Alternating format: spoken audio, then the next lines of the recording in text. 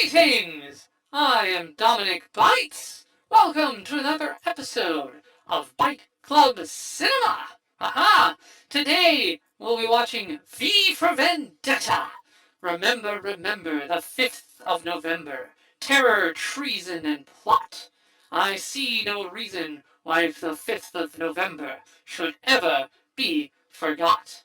Now, joining me on this momentous Guy Fawkes Day is Diesel. Say hello.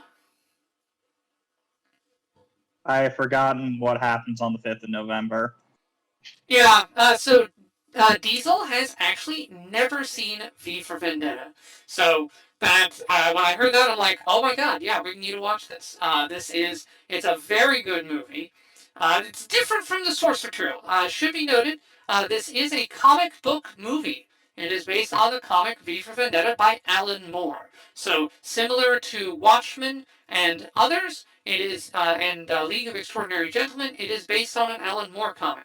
And like those other adaptations, Alan Moore refused to let them put his name on it. He considered the changes to the story too great to consider endorsing.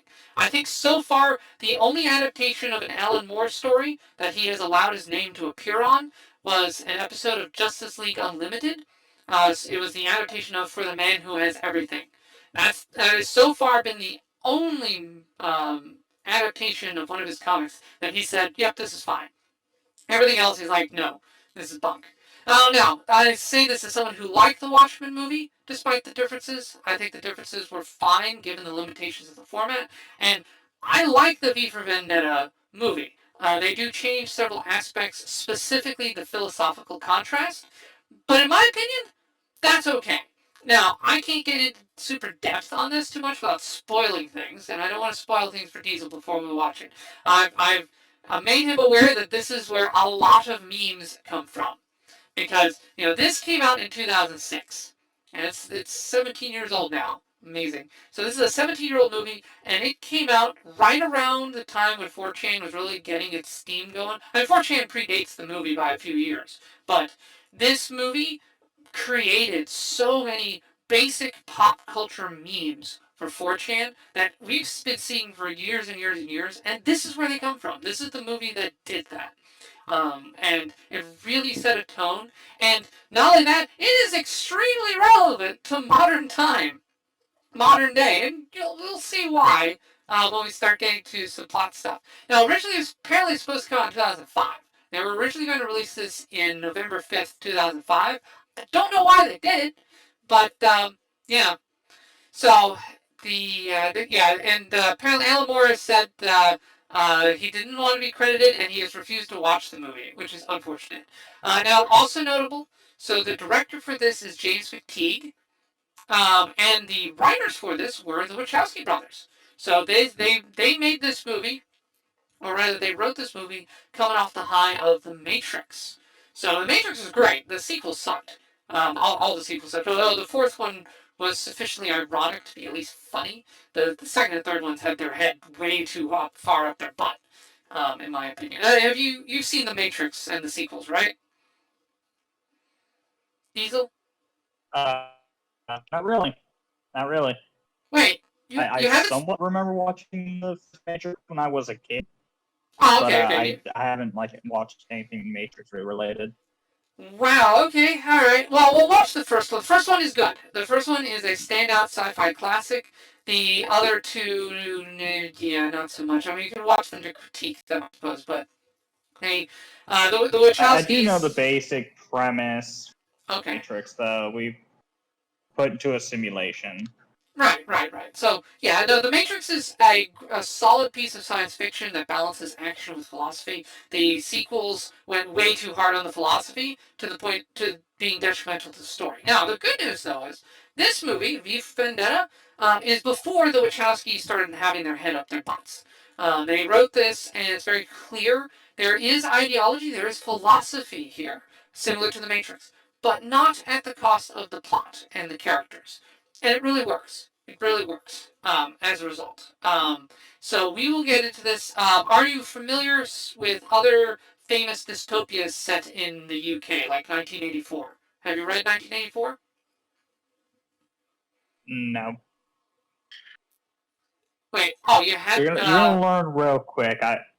Yeah, no, I don't know anything about 1984. oh, okay. Well, 1984 is usually required reading in high school. So most kids get exposed to that at least in grade school. Um, what dystopia did you read in high school? Brave New World, Animal Farm. It uh, we really didn't read much of that. I think Like, it came to an issue because I moved schools around so much. I may have missed that sort of thing because at least for part of my life, I was moved like my family was moving from like state to state. oh, so So it could you may have have been something accidentally I missed. missed. I Oh did wow. hear about. Yeah, may have. I Oh did wow. hear about some classes that were reading Animal Farm in some of my schools before so down. It never was a requirement for us to read that. The most Wow. we ever delved into when it came to and some philosophy was during my reading class when we were going over Greek mythology. Okay. All right. Well, that's something. Okay. So you've read some Greek mythologies. Okay. I'm less familiar with those off the top of my head. I'm sure there are some Greek tragedies. So you're familiar with some of the famous Greek tragedies. Then that's good. That's something. But okay. Yeah. Romeo, So Juliet, okay. typical. Yeah. So yeah. But basic reading in high school generally would include either Animal Farm, 1984, Brave New World, or Lord of the Flies. Those are like the four that are very commonly done. So in my school, we had Animal Farm and Lord of the Flies were our two. But I know people who had Brave New World and some of the others. Usually, someone will read one of those usually in their high school experience. Um, and now, but the reason I bring them up, 1984 and Animal Farm are both set in Britain because they are both by George Orwell, who was British, and so he set them in his homeland. And V for Vendetta is also set in Britain.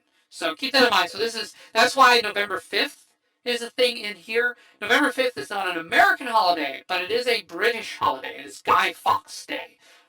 So the term, our shorthand, here's a cool slang origin for you. Our use of the word guy to mean a person or a man is actually from the person named Guy Fawkes. That is so a guy, and so what they would do is on November 5th they would burn him in effigy on November 5th, and so the effigies of Guy Fawkes were called a guy. So it cost you off like a penny or so. So you have the phrase "a penny for the guy," and as a result, guy became shorthand for just a man or another person. So use guys is actually derived from Guy Fawkes. There you go. Um, Now I will also say it is often said that Guy Fawkes is the only person in history to have ever entered Parliament with honest intentions, and I agree. Mind you, his intentions were not good, but they were honest. He was very honest about why he went into Parliament. Yeah, I don't agree with him, but I respect his honesty, for sure. Alright, don't have a lot, so that's a good intro. Let's get the movie started then, so you can get some culture in you. Oh man, at this point, alright, so we need to watch. Oh boy, man, we need to watch some more dystopia stuff here. Now, unfortunately, the adaptation of Brave New World is trash. They actually screwed that one up, so we can't watch Brave New World. However, there is the movie 1984 is very good.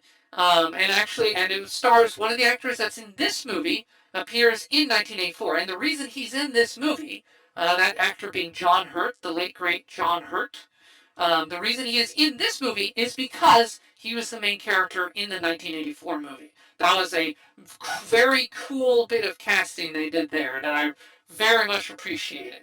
It was a callback to another great dystopian work. So yeah, so we'll watch the 1984 movie if I can get a copy of that. And yeah, there are multiple adaptations of Animal Farm out there. My favorite is the classic animated one, but TNT did a pretty decent live action Animal Farm. That's also not bad. So maybe we'll watch that. Lord of the Flies has also had two adaptations, a black and white and a more recent color one. And I'm not sure which one is better, personally, But yeah, we might. Okay, all right. Man, I can't. Man, because you moved around high schools, you actually missed the year that pretty much everyone has to read a classic dystopia. Wow. Did you read Harry Bergeron, the Kurt Vonnegut short story? Did you get that one? We did not. Oh man, jeez. Ah, man, Yeah, you got a and thinking big. back to it, funny enough, like even though I moved around, the school I ended up settling in, I don't even think they made any of those requirements. No, It just there's. kind of fell into the teacher if they wanted to go over that or not. Wow. Okay. All right. Well, no. At I least mean, my school did. it's such a standard part of reading, so you understand what a dystopia is like. It's often done to help us be aware of what fascism and communism do to a people and a country. So we don't, fall into that because you don't want that. You don't want tyranny. Tyranny bad. Hot take, hot political take. Tyranny is bad. Everybody. Yes. All right. I'll make the bold political statement that tyranny is evil. There we go. All right. Anyway. Um, Okay, so Because let's get started communism here. always Hmm? turned to fascism. Yeah. I Yeah, said, what? communism will turn to fascism. Sorry, you broke up there As I really said, because bad. communism always has to go to fascism. God damn Uh, it. oh, communism always has to go to. Oh, okay, We can okay. kick the movie off and I'll talk about it. All right, yeah, yeah. All right, so we're starting the movie. Before we start, so no audio from the movie as usual because copyright. There'll be no. There's a overlay over the video because copyright. I've added an extra logo on top as well because yeah, copyright. Unfortunately, I don't have subtitles. I do not have subtitles on my copy, so sorry. Watch your own. Go out and buy this movie. If you don't own this, go out and buy it. It's worth buying. Buy this movie. You should. It should be required viewing because of how relevant it is. All right, starting the movie in. Are you all set? Yeah, I'm good. All right, three, two, one, go. All right. Yeah, but I was just saying though, I know the basic deal with communism and how in any society communism always turns to fascism. It's Uh, I just a think matter of time. I think some people would dispute that based on the definitions of fascism and communism.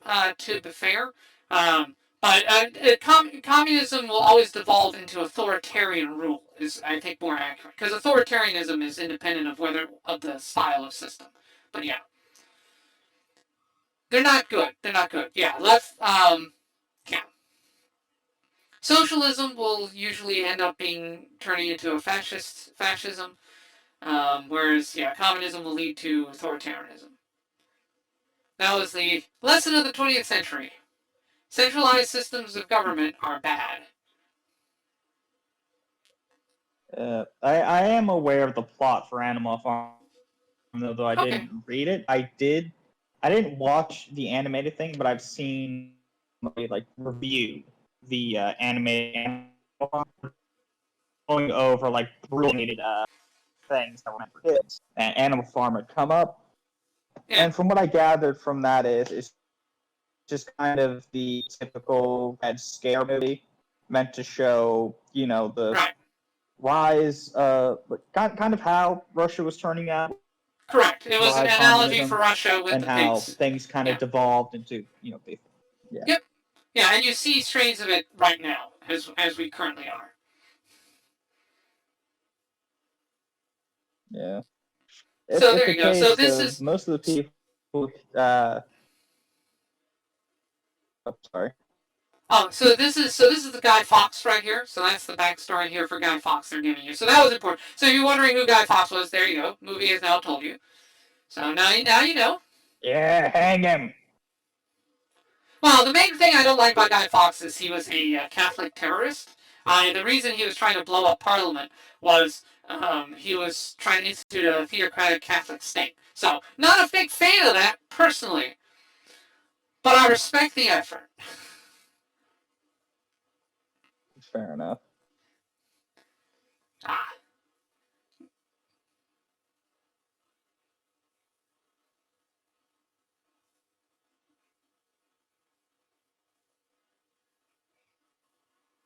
Man's got a bowl haircut. Mm-hmm. Well, I believe it's established as a wig, but yeah.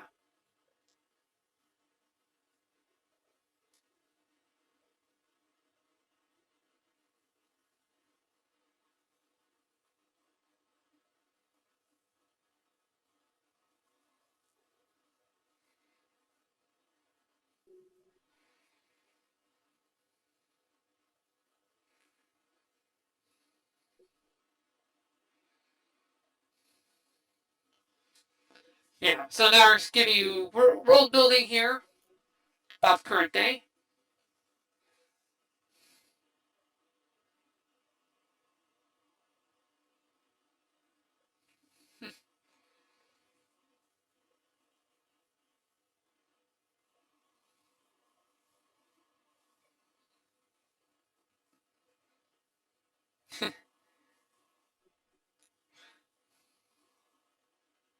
Now, the funny thing, now, I should point out the comic for this that this is based on was written in the 80s. So this was, along with Watchmen, this was Alan Moore's reflection the on the 80s. Now, the 80s itself was a response to the excesses of the 60s and 70s. Because the sexual revolution was a nasty, nasty time. Like, oh boy. Like, people think things are bad now. The 70s were bad. Like, real bad. But then the 80s happened as a reaction to it, and so this was itself a reaction to the 80s, a reaction to the reaction. So from Moore's perspective, from the 80s, he saw the rise of like Christian evangelicals as being an issue. Of course, now we see that it's kind of laughable because I mean, evangelicals have pretty much no political power anymore.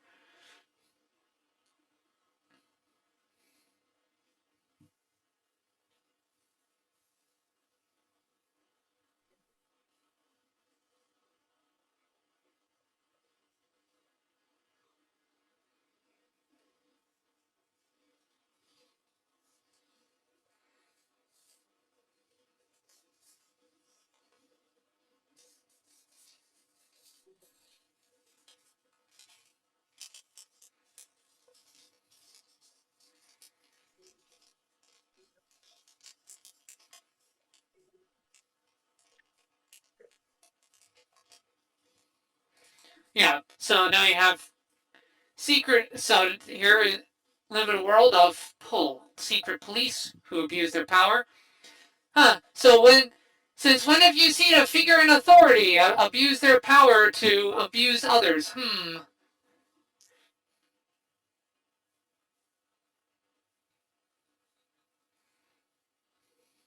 Here we go.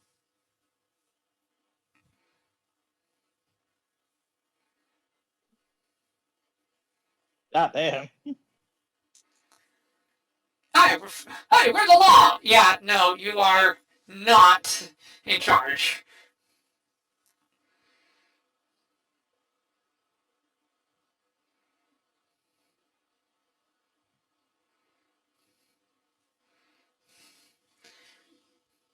And the voice of V here, by the way, is Hugo Weaving, um, Agent Smith from The Matrix and Megatron from the first Transformers movie, the Michael Bay Oh, Transformers. nice.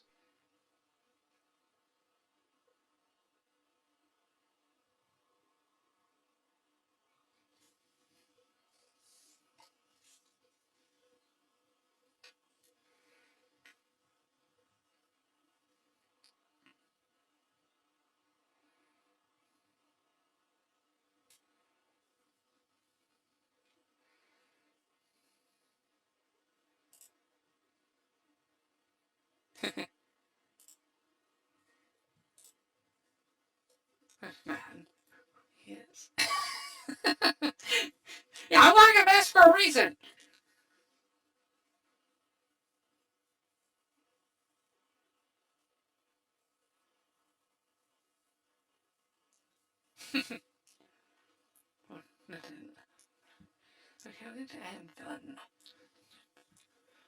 This is an old copy pasta.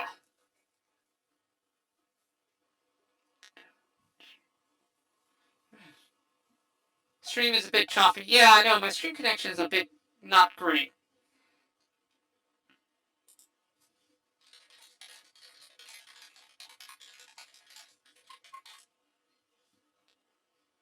wonder how Not long sure. it took him to memorize that whole thing.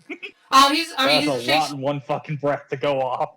Yeah. Oh, he's a Shakespearean actor, so probably wasn't too bad. Oh no, I mean the character himself. Like shit, that is a Yeah. mouthful to say. Yeah. They say you call me V.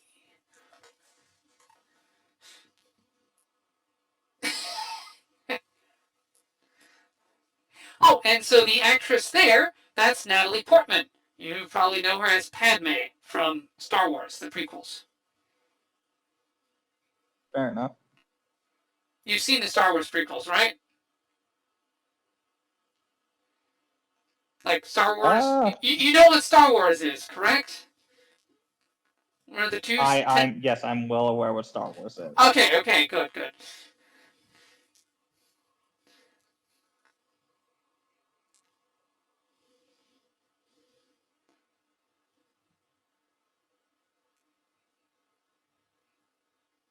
Yes. I play percussion. Oh, okay, sure. Alright. Alright, so when's he gonna start throwing mini nukes everywhere?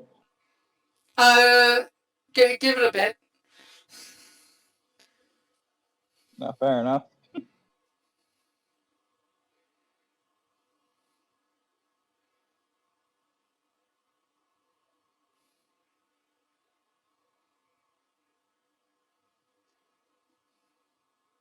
He's about to blow some shit up, ain't he?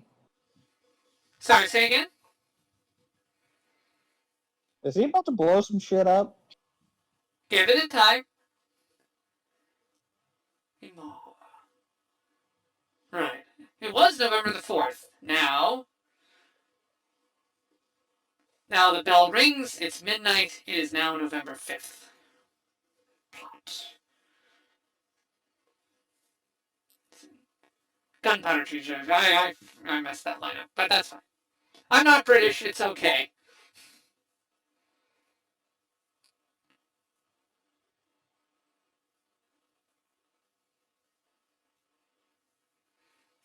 I love her react. Portman, by the way, does a very good acting job in this movie. Um, she did an excellent performance, better than in the prequels, I would say. But this established her as being a good actress. Ah, okay. Remember that little girl you just saw? Remember her. She'll play a role later.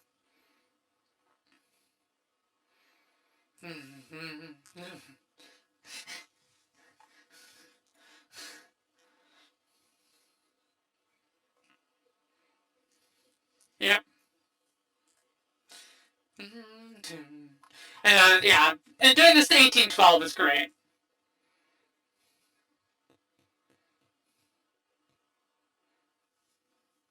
Fair enough, damn. Yeah, no, I kind of Yeah. figured he was gonna blow some shit up. Yep. Yep.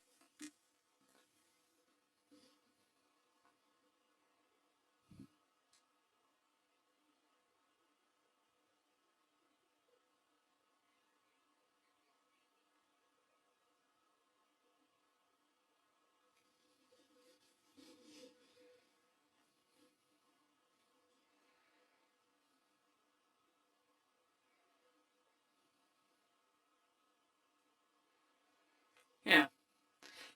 Huh, let's see, a totalitarian figure who talks to the media and tells them what to say. Huh, where have we seen this before? Hmm. The the edifice of a decadent past. Gee, where have we heard people say that we need to not worship our ancestors and we need to discard like old statues and other figures?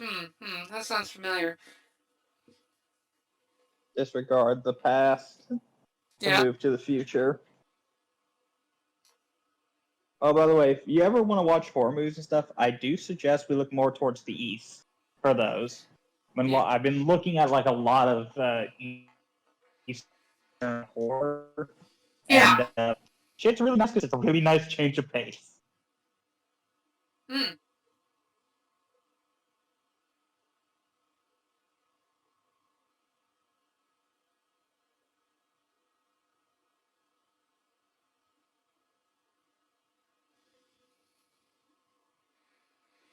Yeah. No, so the chancellor there, that's John Hurt. I don't know if you recognize him. Famous British actor. Absolutely superb in pretty much every role I've ever seen him in. He passed away sadly, but just a superb actor. Fair enough. Mm-hmm. And of course, the typical thing of the motherfucker in charge doesn't want anybody to be none the wiser to anything, and wants Yep. things to stay the same so they Yep. can remain in their cushy, position. Yep. Yeah. Finger on the media to tell the people what to think.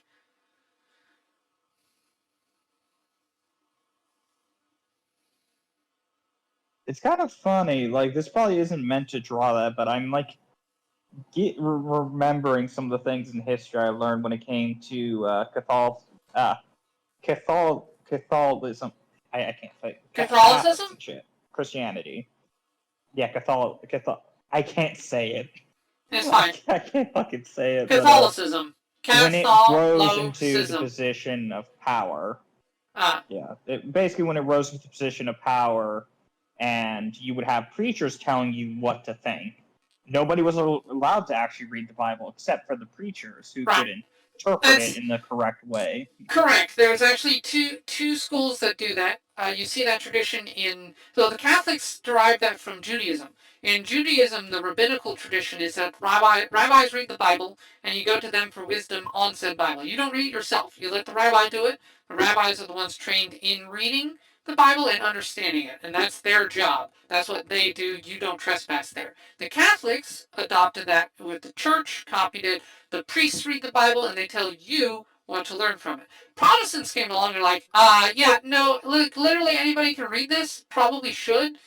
And, Peter actually said to do that, so we're going to do it that way. Screw y'all. So, yeah, I prefer. Actually, if I remember what had one. happened was, history-wise, it wasn't just a group coming and deciding to read it for themselves. It was a monk who had read it and heard a preacher's teachings and was like, that's not what I interpreted, and then decided to go and make a bunch of copies to be distributed to the general public, with the Catholic Church being against him because they were saying, well, if you distribute all that, it's going to tear the church apart.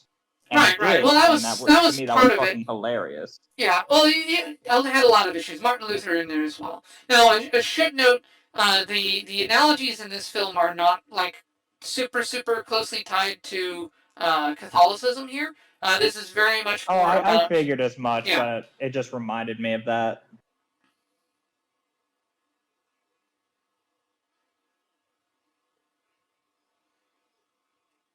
Prothero. Huh.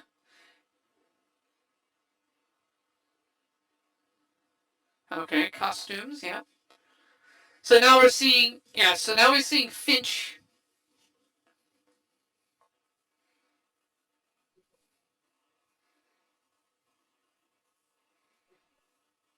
Yeah, juvenile reclamation. So now we're getting her backstory. Now I like the storytelling in this is tight. They give you the information in a very organic fashion. Not it's exposition, but it's exposition in the context that the characters would actually do it. A policeman explained to another policeman the backstory of a character.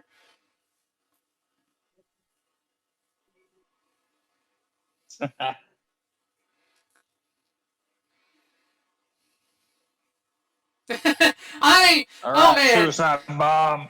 Yeah, I don't have enough coffee for this. I'm just a security guard.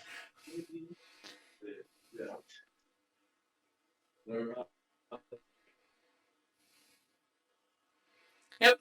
So he blew up the old. No, we don't. Now, as Americans, the Old Bailey is not as significant to us, but the Old Bailey, of course, was a courthouse.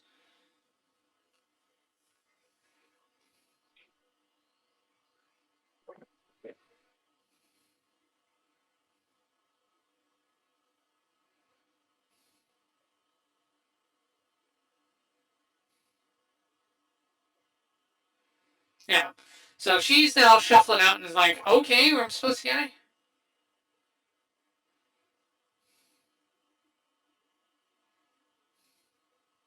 Run, bitch, run!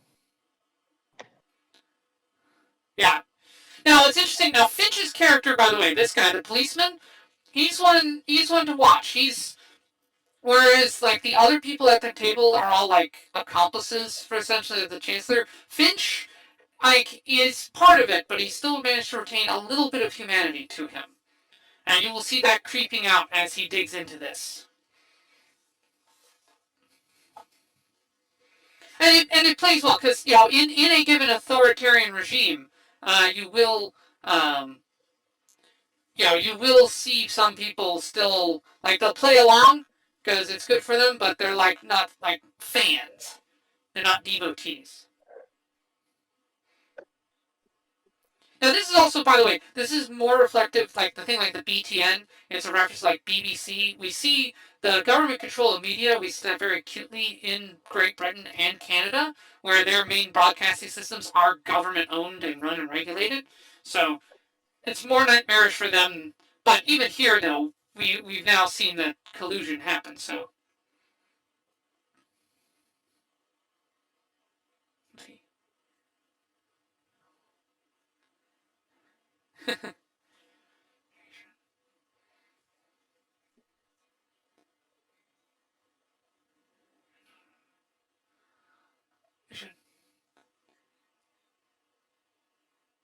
fifth, Matt Burned, chat.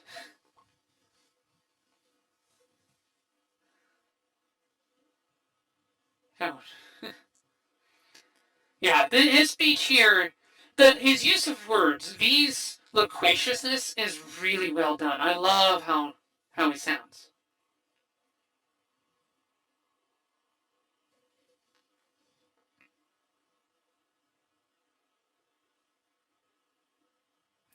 You're really wrong.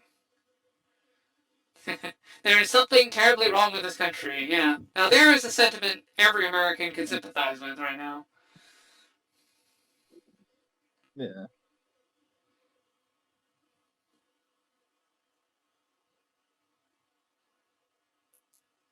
Yeah.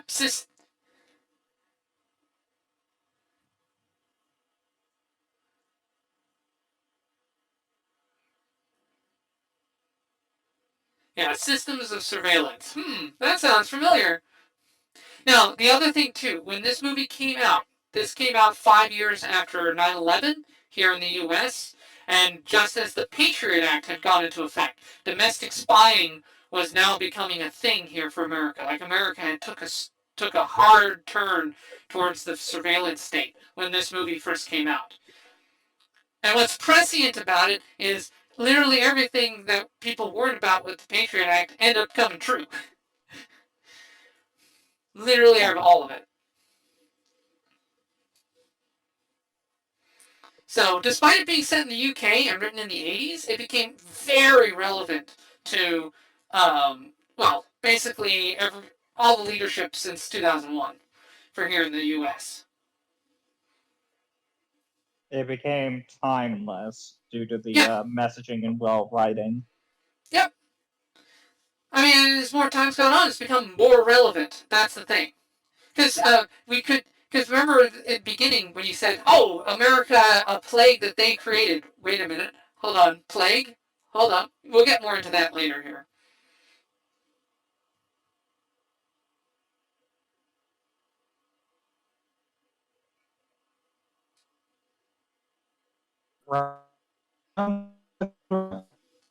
Yeah.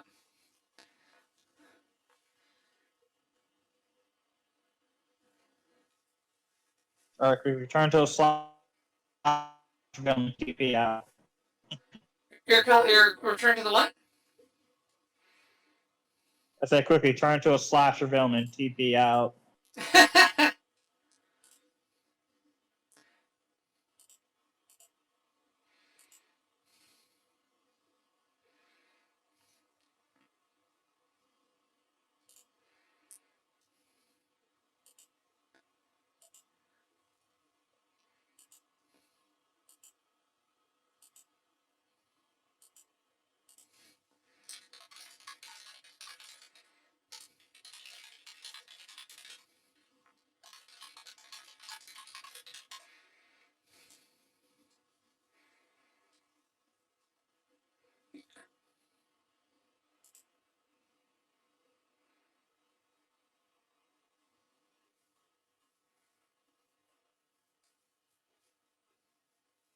Yeah.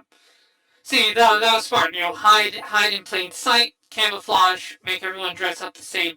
It is a tactic you'll see with bank heists, where the heist people will disguise themselves as victims and blend in to get out. So the cops themselves will escort them out.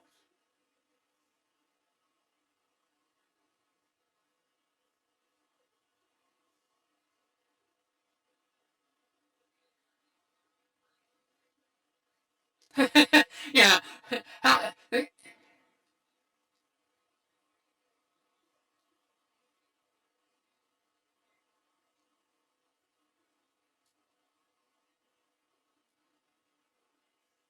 Go for the jugular. Hi. Yeah. Yep. Yeah. And one thing, I give him a like, kiss. yeah. So V, as you can tell, will kill police, but as far as he's concerned, they're agents of corrupt fascist state. So yeah, no, they die.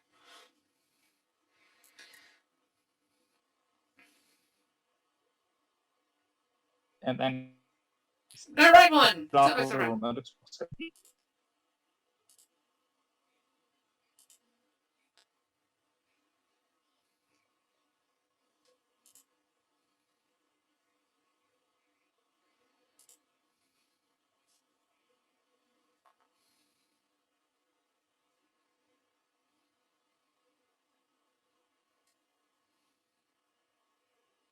The fuck was the pepper spray? I mean, fair enough, but damn. Yeah. Could have done a lot more. Yeah. Pepper spray the fucker. Well, that's all she can have. Remember, this is UK. They don't allow guns. That there were chairs and potted plants. Yeah.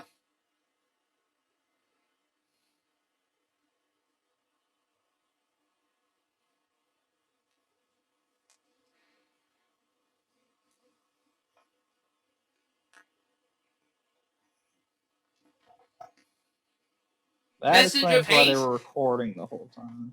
Yeah. Oh, V was engaged. V committed the most heinous crime of all: hate speech. Oh my god. Huh. But yeah, they're reporting that he's dead.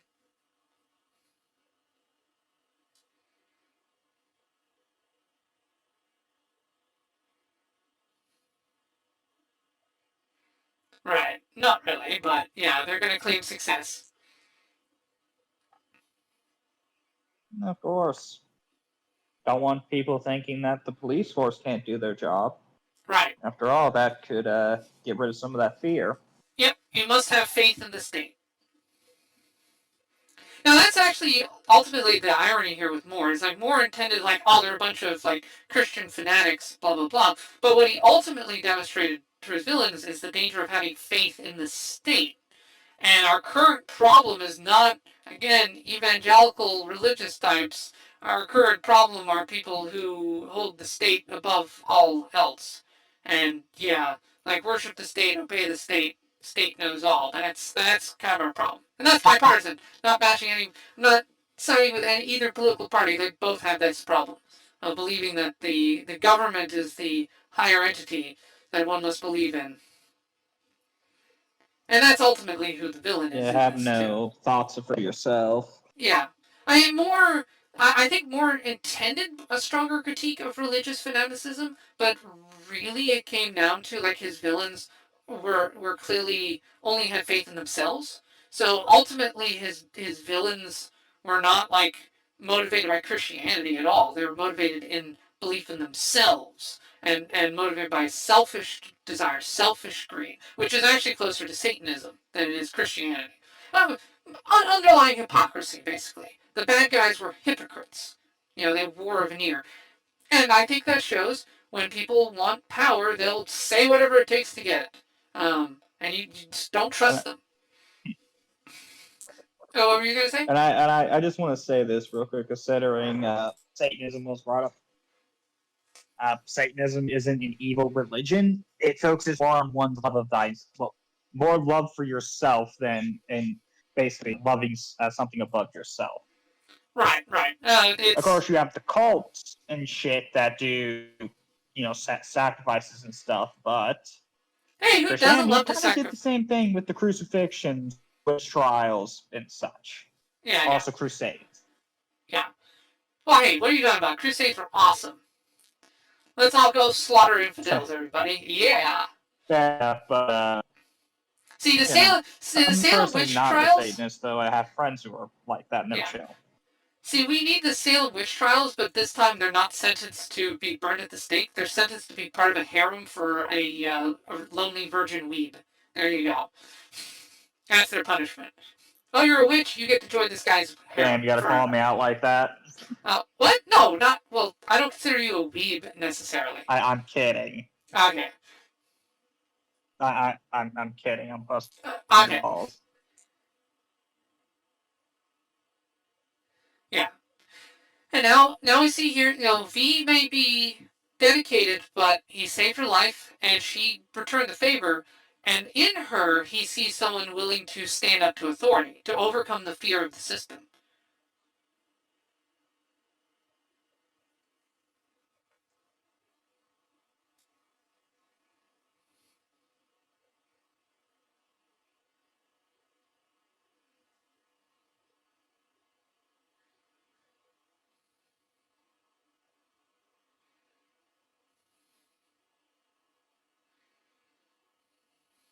Why are you getting mad at him? Yeah, he have saved her him life. on Yes. record attacking one of the officers. You're fucked. Yeah. Yeah. I mean, he did You genuinely assisted a save you. terrorist. Now they're gonna think you two are in cahoots. Like Yeah. basic knowledge, well, basic thinking would be you helped the terrorist. Now they think you're allied with him. Yeah. To get rid Yeah. of you now.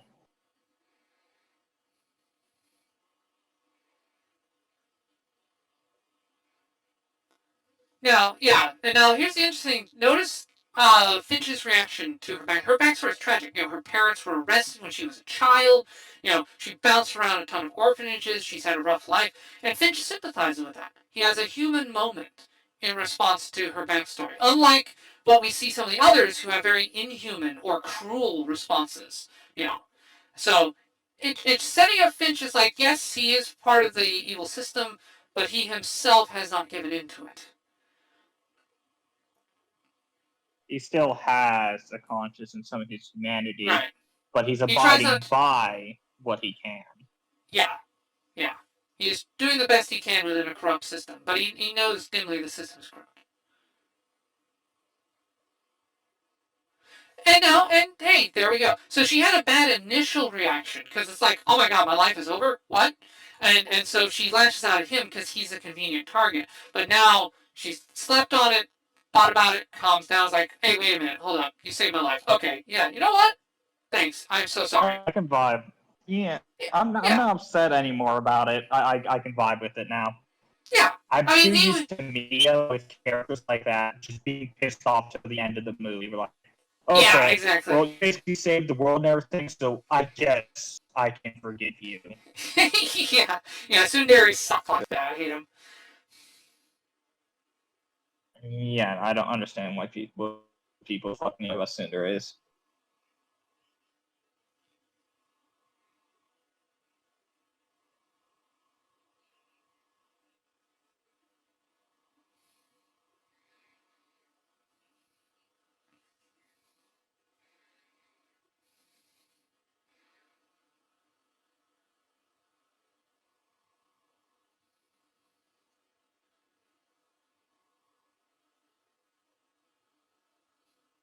Oh, how he kept the apron on the whole time.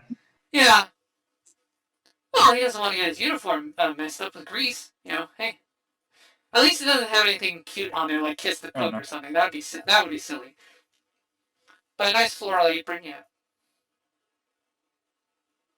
It's an interesting backdrop because he's dressed in all black, and you have the nice floral pattern on Yep. the apron. Yep.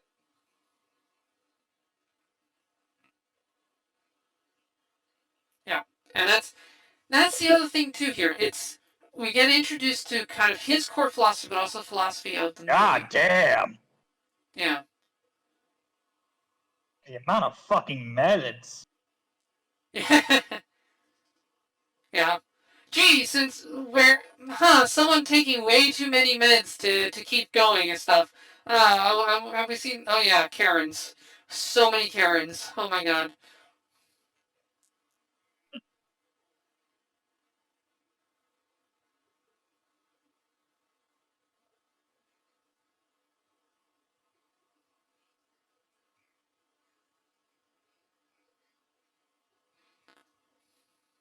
Self-absorbed celebrity. Yeah, well, I mean that's pretty typical. Um, Oh yes.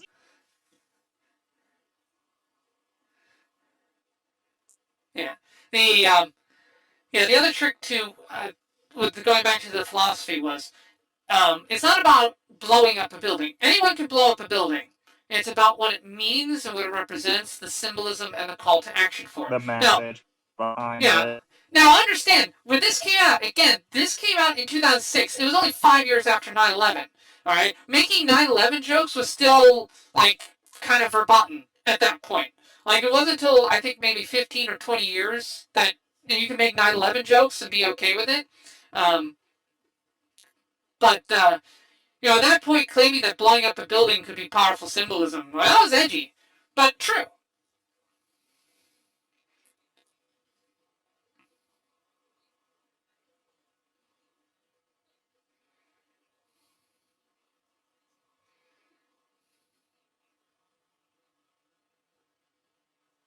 Damn. Yeah, you Christmas will. store just got dark. Oh yeah, you will find out more about V's backstory here, and you find it out through Finch here. Motherfucker was walking out of that fire like he's to the Drax.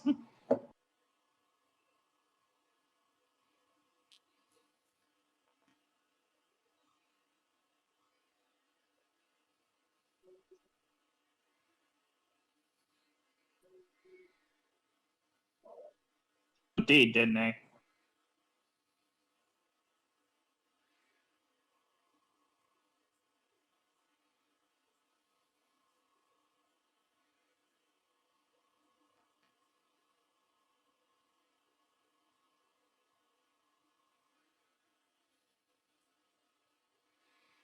Yeah, he used her ID to access the building.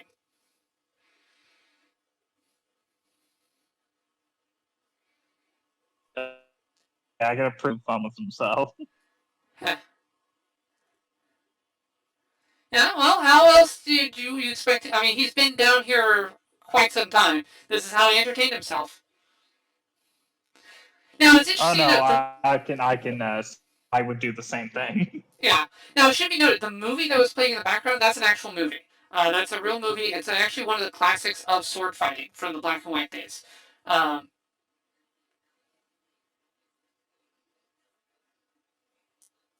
And he's got a pretty nice here as well. yeah.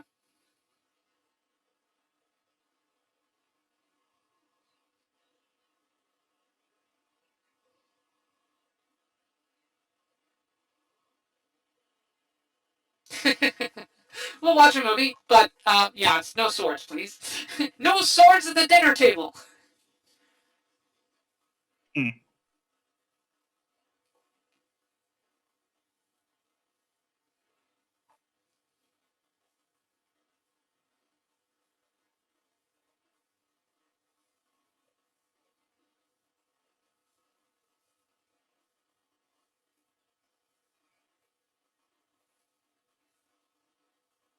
Yeah. Now we see again. This Finch is also a good detective. He's digging in. He is not and things like that. They haven't told him to stop, so he's like, "Well, I'm gonna try to find this out. You told me to find this guy. I'm gonna investigate all my leads. You told me to."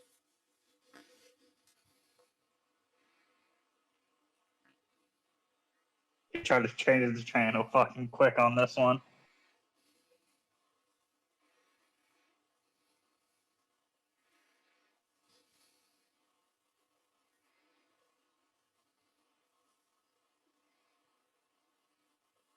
God damn.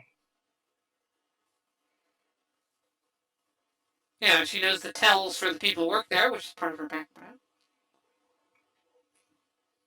Fair enough, but you would think people would be able to easily pick that up. Hmm. Like, huh? When she tells certain stories, she tends to blink a lot. It's Yeah. weird. Oh yeah. Well, the trick is, if you notice the public's reaction, the public know that they're being lied to. They're just like they feel powerless to do anything about it. It's very similar to what we have right now. Like, we know when you watch the modern news here in America, we know we're being lied to. Everybody knows. Everyone knows it's just complete nonsense. It's made up. The facts don't matter. We've been told this for quite some time.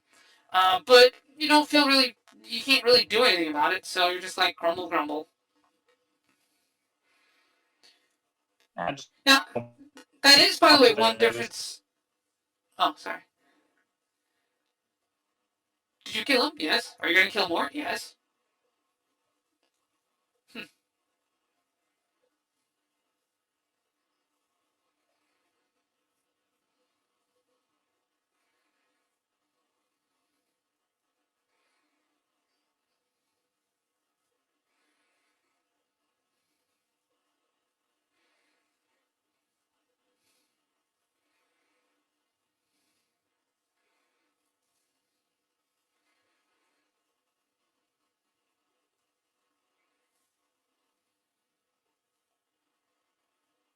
Nice for there using has to connect. At least What? he's drawing some conclusions and patterns.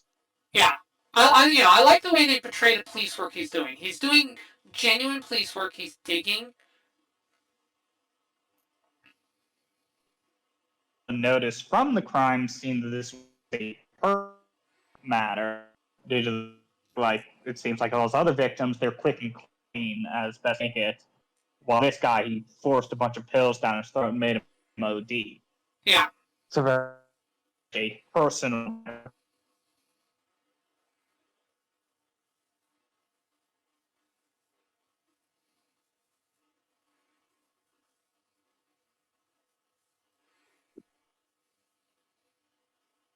Hmm. Yeah. We did the best that we could at the time. Yes. Hmm. Chaos. Yes. Plague was breaking Detective out. is finding All. out that they're fuck shit beyond. Yeah. Yeah. And I think the detectives when you can see for that answer.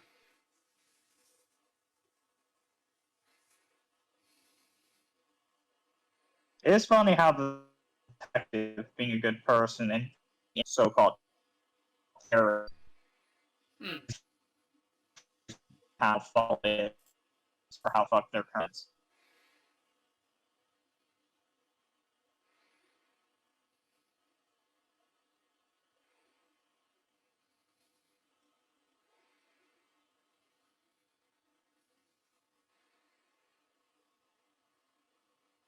Hmm.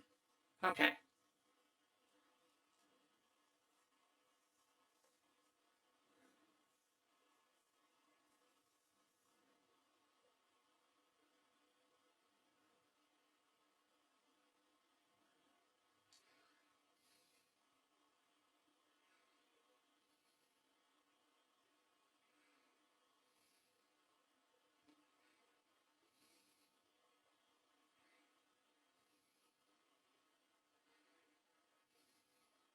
Yeah.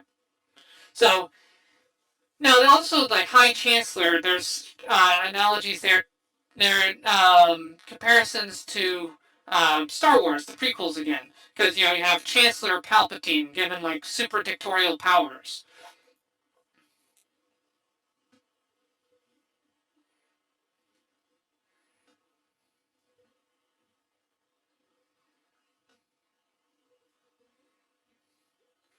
Yeah, and then so the Chancellor comes into power, and then he immediately starts erasing his political opposition. Huh. Now, where have we heard politicians talking about, erasing their political opposition, or re-educating them, or putting them into camps? Where have we heard this one? Yeah, that's been pretty recent. Hmm.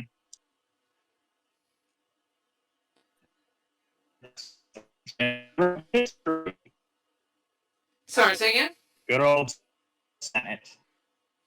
Yeah. That's sort of thing's been throughout history. The good old Senate Yep. and the assassination, Yep. Portuguese. Yep. Group rises to power, and immediately it's like, okay, we're in charge, and we're going to stay in charge. We're going to wipe out those who we don't like. Yeah. Yep. And of course, one side starts doing that, and then the other side literally has to respond by doing that in order to survive. Whereas once you cross that line, your piece is broken. That's why you don't do that. Yeah.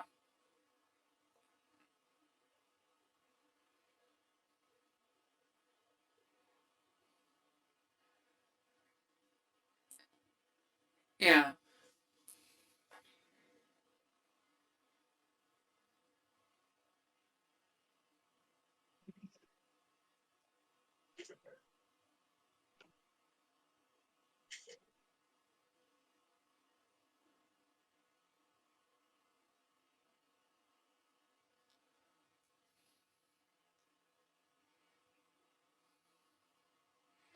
Yeah, so here he's showing he's aware of Finch's digging. So he's worried that Finch is going to find his other targets before he can get to them. Yeah. He's going to be able to draw the pattern, which it's really good detective work to be able to draw patterns from this sort of thing. Mm-hmm. Really bad on his part, though, that he made it too obvious. On V's part, you Oh mean? god, not the bishop. Yeah. Because if you truly want vengeance on multiple people, you really got to make sure you hide that pattern. Yeah, Or well, don't make it as obvious. yeah, well, in this case, I mean, it's hard because he's going after everyone attached to Lark Hill, so that comes out as the common data point between them. And then what didn't help is that the people involved are all very, very fishy about it when you ask, and that raised Finch's. It's like, okay, there's something to this. This is definitely it. It's so obvious.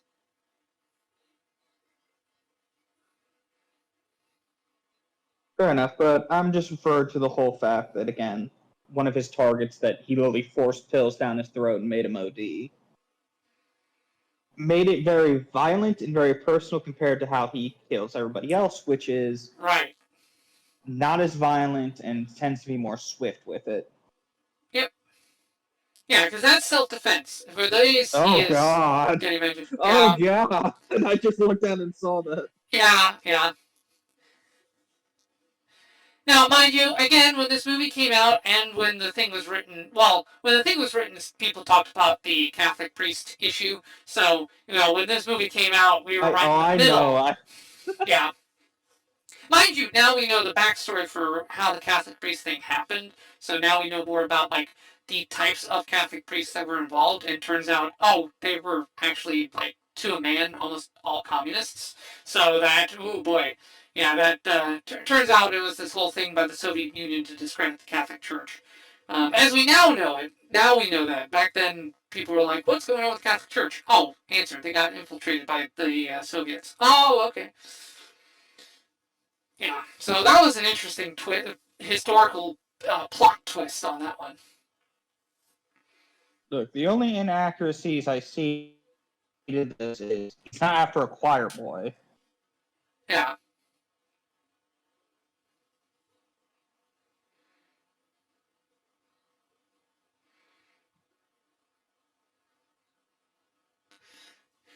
Now, what I do also like is that what I also like is the only reason he gets caught here is because he doesn't believe her.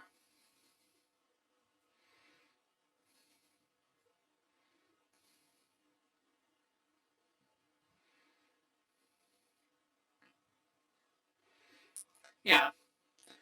Now, so at this point, we see that she wants to help him, but she doesn't want to help him commit murder. Murder is too far for her.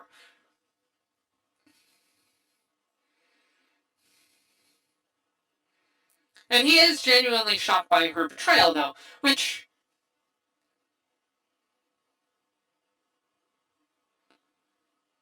I don't want to know. Oh yeah, no, this is They do? serious. Okay, At another. first they're, yeah, at first they're like, oh, it's going to be it's some kind of twisted role. Oh no, no, someone's actually about to get murdered. And another OD. Mm-hmm. And now we have this guy. So he's the police, but this guy is the secret police, the Gestapo. Yeah, fair enough. And as we saw, they established in the opening scene, the people who work under him are not ethical. They are not above abusing their power, unlike the police who do have some standards.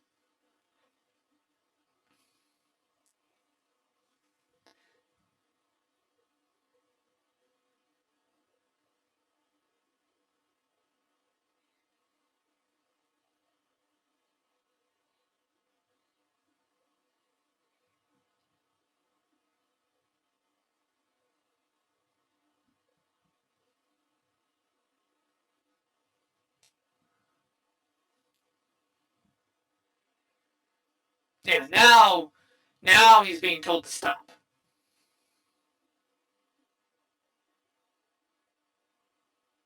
They're basically doing everything they're proud to be like, yeah, no, if you keep digging in, you're gonna find out something we don't want you to. Yeah.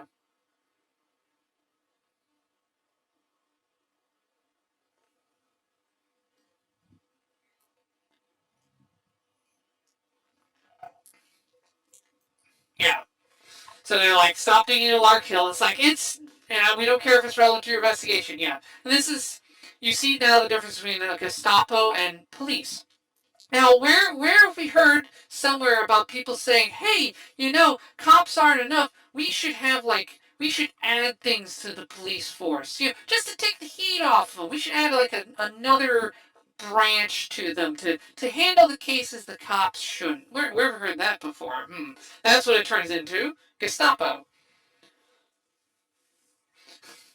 Yeah, never trust in like an extra police. I mean, police are bad enough. It gets worse when you start adding things to the police. Like, no, don't do that. Yeah, what Now, do you recognize this guy? This actor. involved. Do you recognize Stephen Fry? So this Uh, act. one I did, but two, I noticed the fucking knob. What the fuck? Oh yeah. Oh no, no. These are. Well, I that's see the. that fucking swastika. What the fuck? Oh, that's from World War II. Now, basically, he collects memorabilia from that's been banned or forbidden. So that's an old thing. Not necessarily something he believes in, but No, I, huh? like, but legitimately collecting that sort of thing Yeah. is Well, it's part of history. it's a little Well, risky.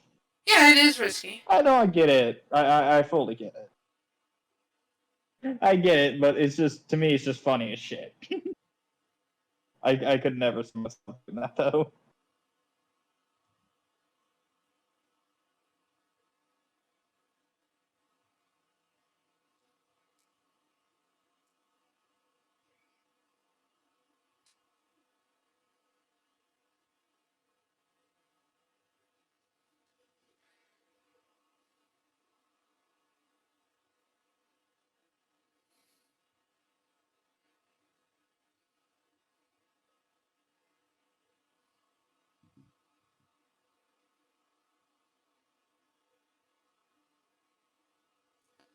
Yep. You wear a mask, you forget who you were, and which is also true for V as well, in many ways.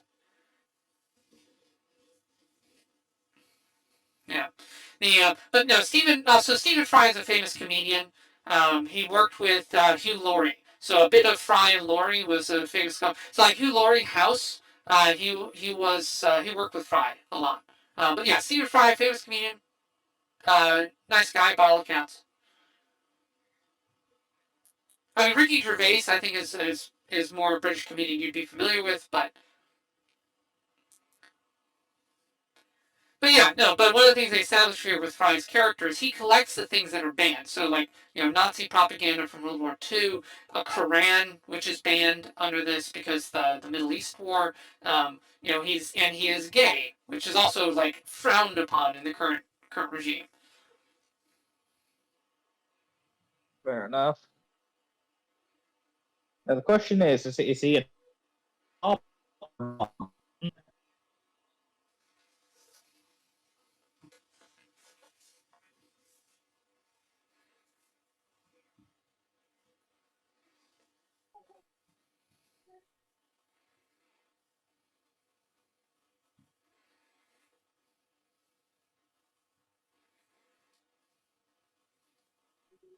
Yep.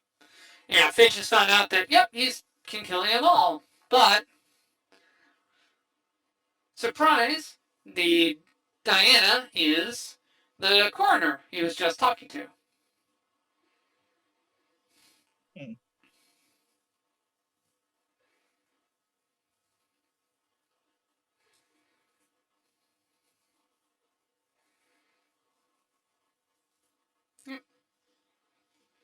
Yeah, and so we see V is really rushing through these. This is personal business, and he's wrapping it up before the professional business later. Speed run time. Let's do this. Yeah, basically. Let's He's speed run speedrunning his revenge revenge because he's racing against Finch, and he respects Finch for being competent in his job.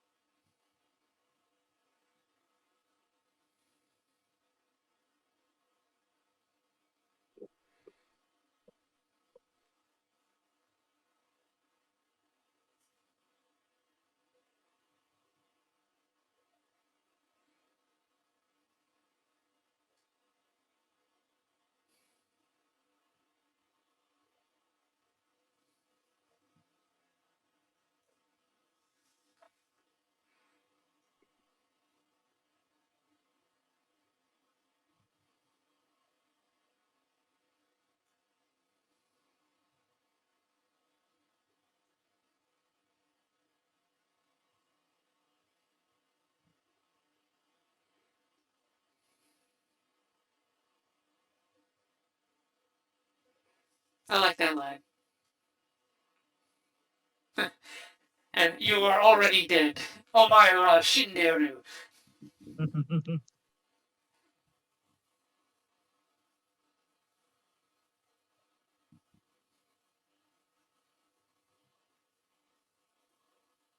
Yeah, and she is unlike the others. She did not ascend to a position of power or wealth after what she did. She felt bad about it. She hid herself, but still tried to get back to the community. She became a humble coroner, put her medical skills to use to help people essentially. To essentially pay restitution for the wrongs that she had committed, and that's why she gets a merciful death. So,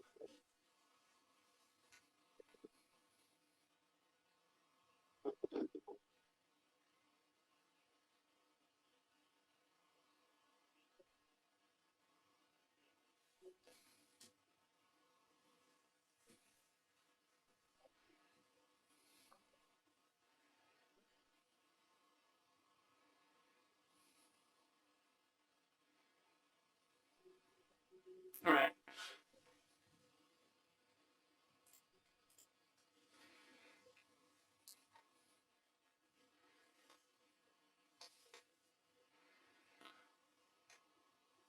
Yeah, now we see the Chancellor going, "This threatens me. I'm chewing you out."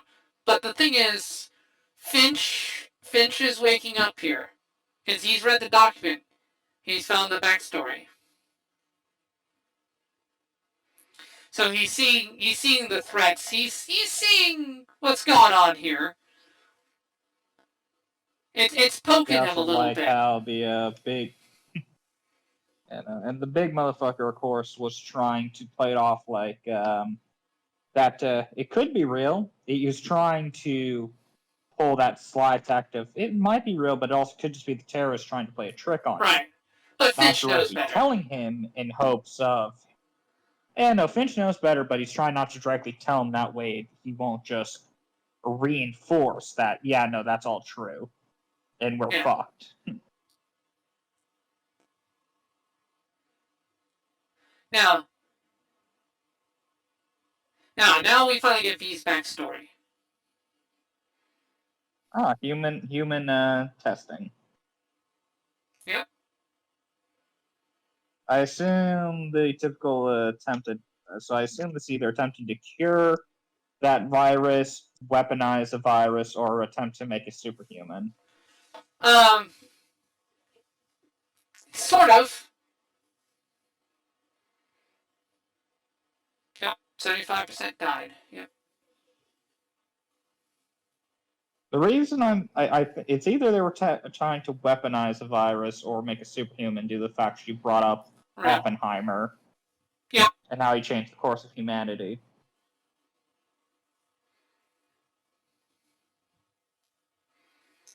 Yeah. Well, let's see, where have we seen this before? A government doing testing to create a virus in a lab, and said virus gets loose and ends up wiping out large portions of the population. Like, where have we seen this recently? Like, I wonder. Man, I can't quite put my finger on it. We should totally watch the Resident Evil animated series. Yeah. Yes, Resident Evil, that totally... Okay, so they did make a superhuman. Yes, unintentionally, though. So, but now you know where the V comes from. The V is not for Vendetta, it's V for 5. He's test subject 5.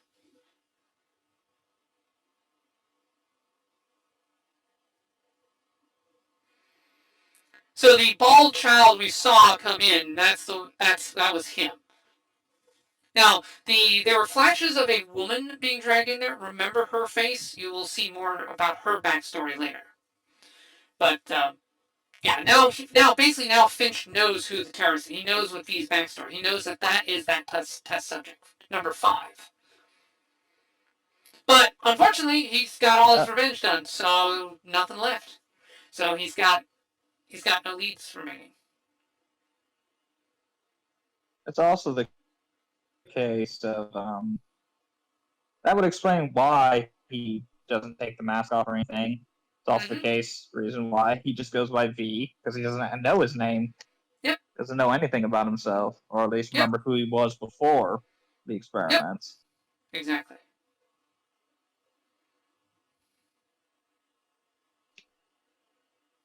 That's what the mask is for.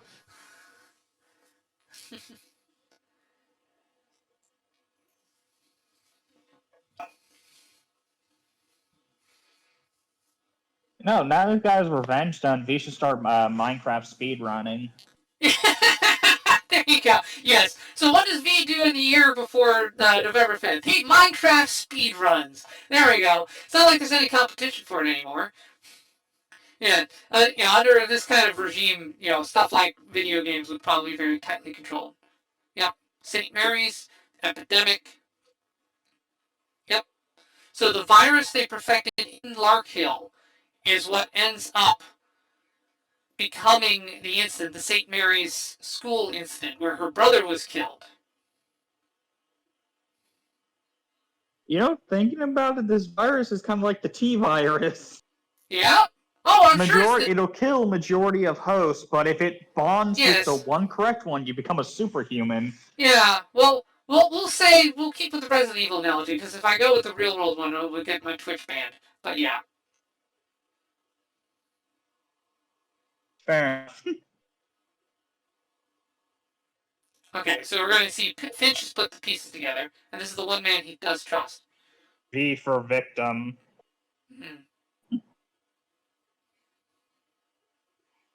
Sadly, V is, the guy that actually can't.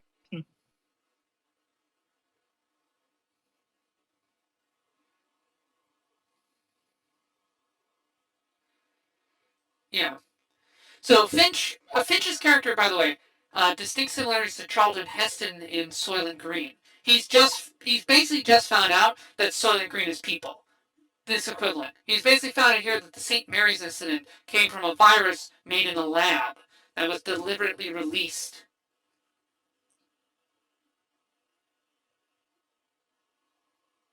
Basically, he's finding out the government was just like, ooh, we'll this and see what happens. Yep, and don't let a good crisis go to waste. Where have I heard that line before?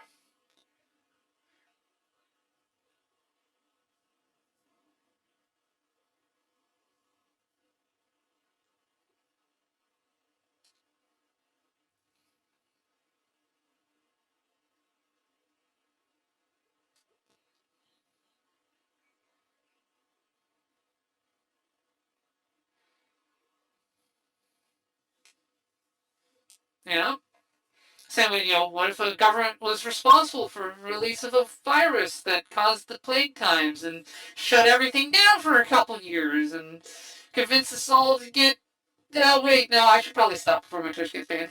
Yeah, but I think, but yes, we'll totally go with Umbrella Corporation and Resident Evil as metaphors. I think that's Twitch safe. Yes, you can trust the Umbrella Corps. When the Umbrella Corps offers you a vaccine, you should totally take it. It's completely safe, guys. It's not like the Umbrella Corps is sponsoring all the major media through money to convince them that convince you it's safe. I'd run the risk. There's a high chance I'm going to die, but there's a chance I get to evolve cool superpowers. Yes. Screw your lab safety. I want superpowers. It's not safe. Motherfucker, one of your goddamn mutations allowed them to teleport wherever the fuck they wanted.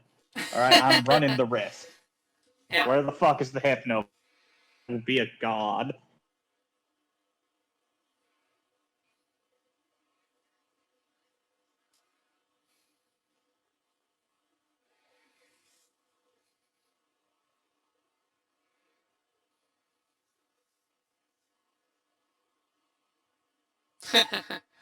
Again, I like Stephen Fry's character here. He's so it shows that in a time, even under a regime, comedy is dangerous to people. Laughing at those who are in charge is dangerous. You can tell who a tyrant is by how they deal with being laughed at. If they're in on a joke and they have a sense of humor, they're not a tyrant. But if they're like, oh, we can't touch this guy, we can't joke about him, there is something seriously wrong there. They're very, very wrong. That's one of the ways you can detect it. You can tell like they're current modern day politicians where you can't joke about them. And those are the people you got to worry about because you can't joke about them. If they ban your ability to joke about them, yeah. And of course, they'll always say it's something like, "Oh, it undermines national security."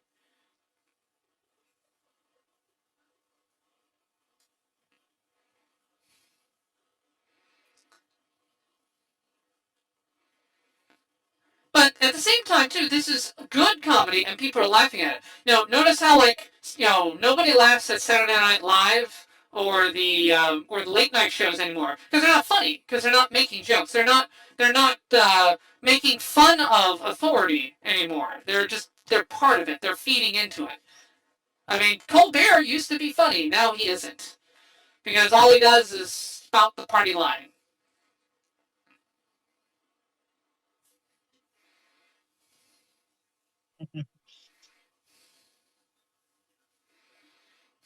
Yeah. But when you actually make fun of authoritarians, people laugh.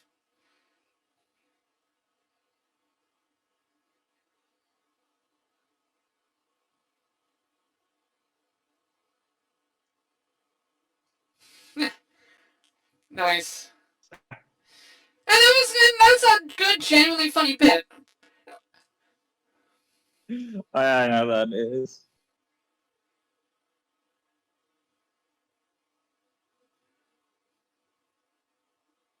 Yeah.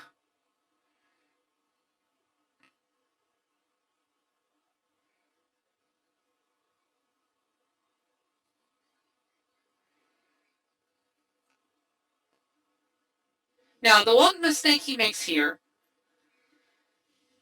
yeah, well, the only mistake he makes is that he thinks that these kinds of jokes are just going to be treated as, whatever. He underestimates the evil that he has just poked. He underestimates how far they're willing to go for someone like him. Because he's like, I'm a celebrity. I'm part of the intelligentsia. I get ratings. Whatever. They're not going to do anything real. And then it's like, oh no, no, no. They will actually like crack down on you. They will actually come and yeah. That's what I mean. Like yeah. Once you get to this state where comedy It's starts just becoming to have illegal, some PTSD. yeah, that like once you get to this state where like a comedian is getting say attacked on stage or like punched or threatened with a punch for jokes that they're making, once you get to that stage, you're in bad shape. And I'm not referring to the Will Smith slap on this one, to be clear. I mean that was Will Smith being the victim of emotional and verbal abuse, but this no.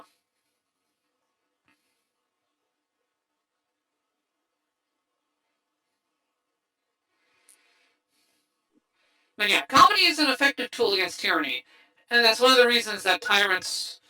So one of the reasons that tyrants will crack down on it. It's why like when your comedians start getting milk toast and not poking fun, that's when you know your country is in trouble.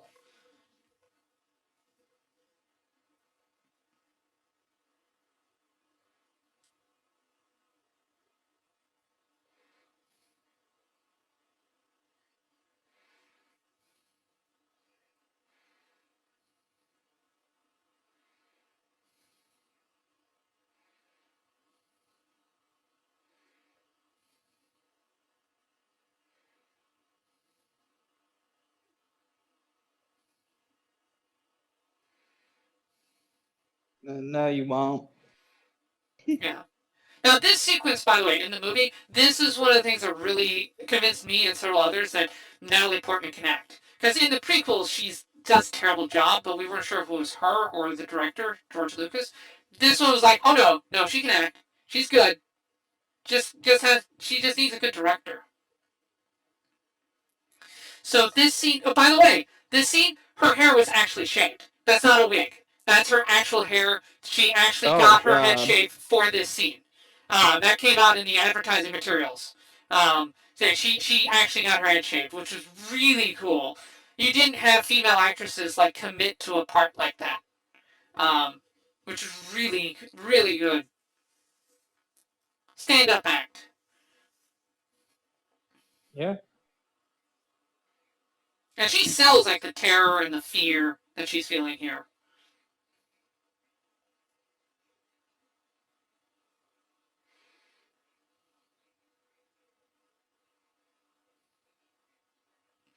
Now this is from the comic too. This sequence is taken very directly from the comic, I should say.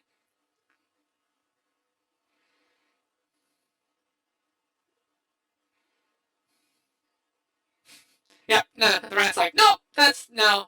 I got standards, man.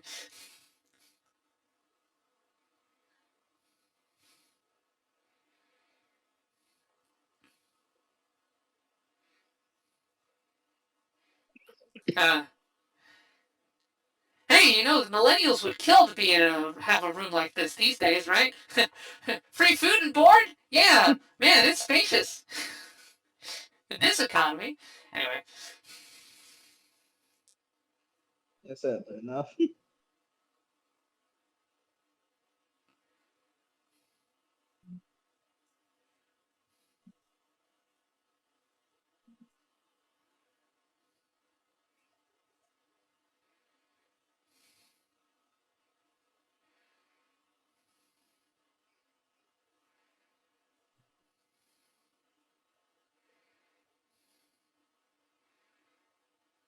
yeah. Now this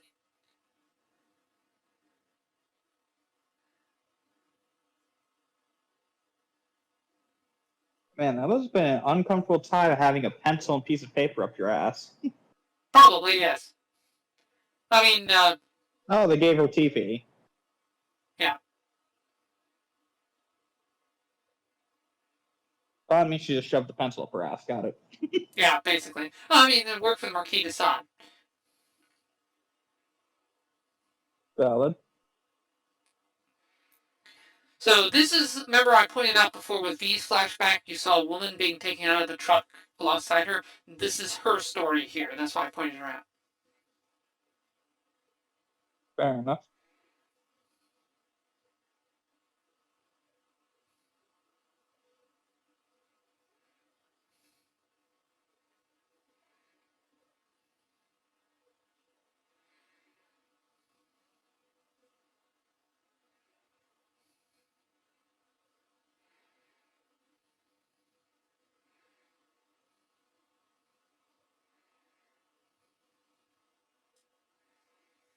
Yeah. Now remember that this is the, again, early 2000s where like being gay was actually somewhat remarkable and edgy, and it was written in the 80s when being gay, like with the AIDS epidemic and stuff. Yeah, I remember.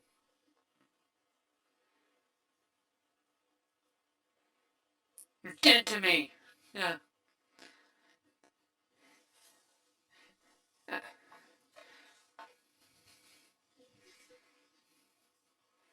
Yeah. Now this, by the way, this sequence is also borrowed heavily from 1984. When we get to that movie, you will see many similarities with the shot composition and the design of the cells and so on. But I mean, it's because this kind of thing is pretty standard. You know, the 1984 itself took from like North Korean hellholes and Soviet gulags.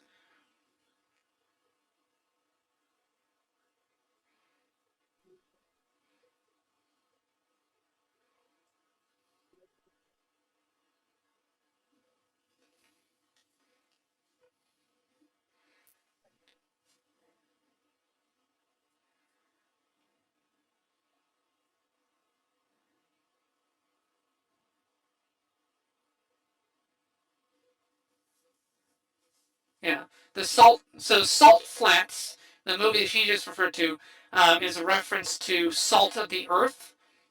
That is a famous movie that was created after the McCarthy era.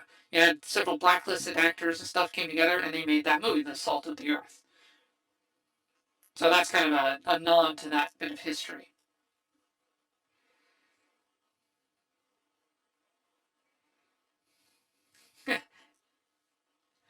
Right. So the tie-in here. So this is an innovation that had it wasn't really in the original. That's an element of like 9/11 tie-in. It's like, oh, America starts war in the Middle East, the virus breaks out. The virus breaks out because of Middle Eastern terrorists. Though what's funny is the whole America having a war in the Middle East thing hasn't really changed. In fact, if anything, it sounds like, oh, what caused this? America's war in the Middle East. Do you have any idea how little that narrows it down? Which one? Okay, now that Pick one. symbolism isn't lost on me and how No, that no, fucking looked. Yeah, yeah. No, red and black is historically villainous colors. So yeah, Not only that, the way it was portrayed kind of. yeah, yeah. I could be stretching it, but it kind of looked like the betrayal of, Hitler when he was rising to power. Oh yeah. No, The that's speeches with the flags to the side and then the soldiers marching. Yeah. I mean, the last time we saw that was our own current president having some stuff framed that way, which was yeah, that was bad. But yeah. Yeah. It's classic. Well, it's Leni Riefenstahl. She's the one who created that style. So since then, that style's been referred to. Anytime you say this guy's bad, just frame him that way. That's why most people stay away from that symbolism when they're crafting things.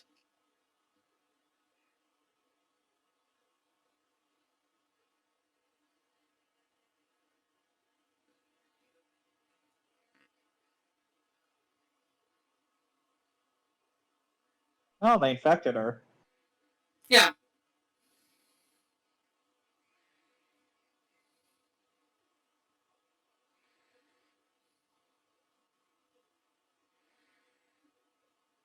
So basically, the virus was created in the lab. They used the Larkin Hill to detain undesirables.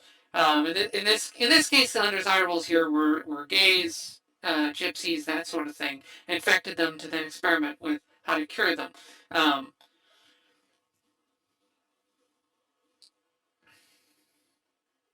but what he's coming about is that the virus itself was not a naturally occurring thing, and it wasn't Muslim terrorists who did it. It was people who didn't want to let a good crisis go to waste. But yeah, we saw her in the earlier flashback. So that's the first time I've caught that character is in the V flashback.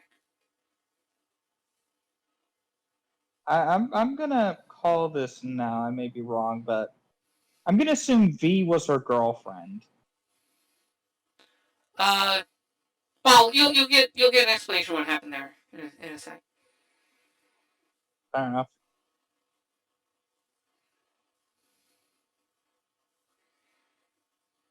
No, we saw Yeah, V Death in by the Firing flashback. Squad.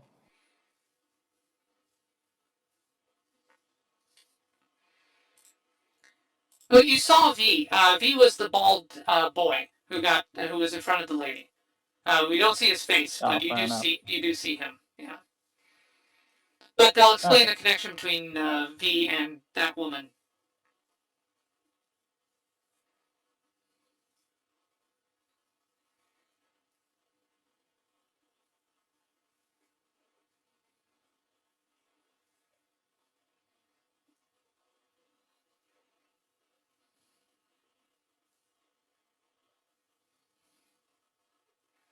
Yeah.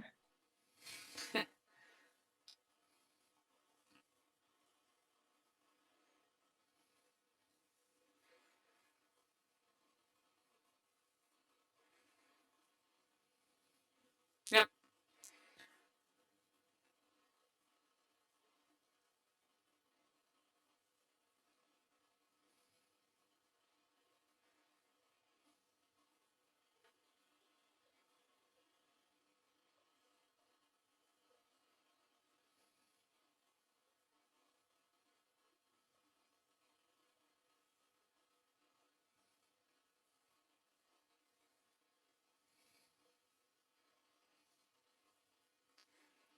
Uh, so I figured it out.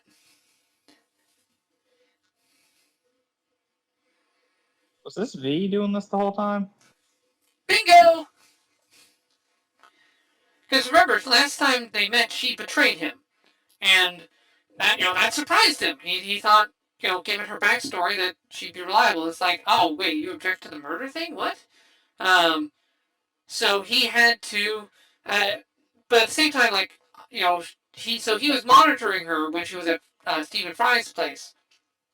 So when she got jammed up, as he probably expected, came and saved her. But he couldn't just trust her right away.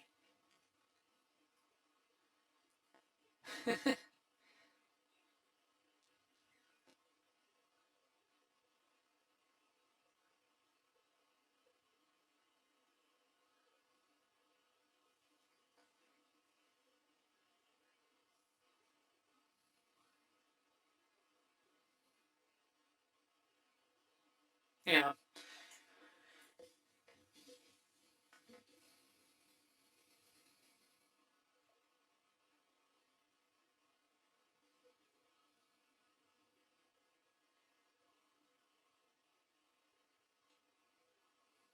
There you go. A test.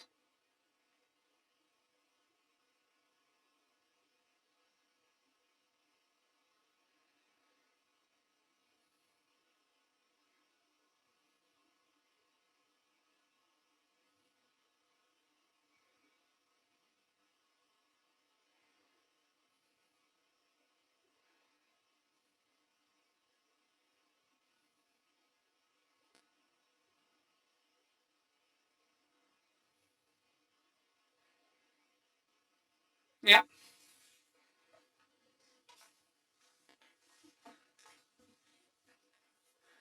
Yeah, hate is where it starts.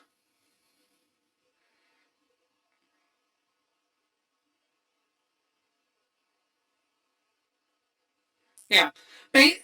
What he's done to her is taught her to be like him. He's given her a taste of what it is to be him. And this is how they tell the story of what happened to him, what he went through, but by happening it happened to her. Now you understand him the same way you understand her.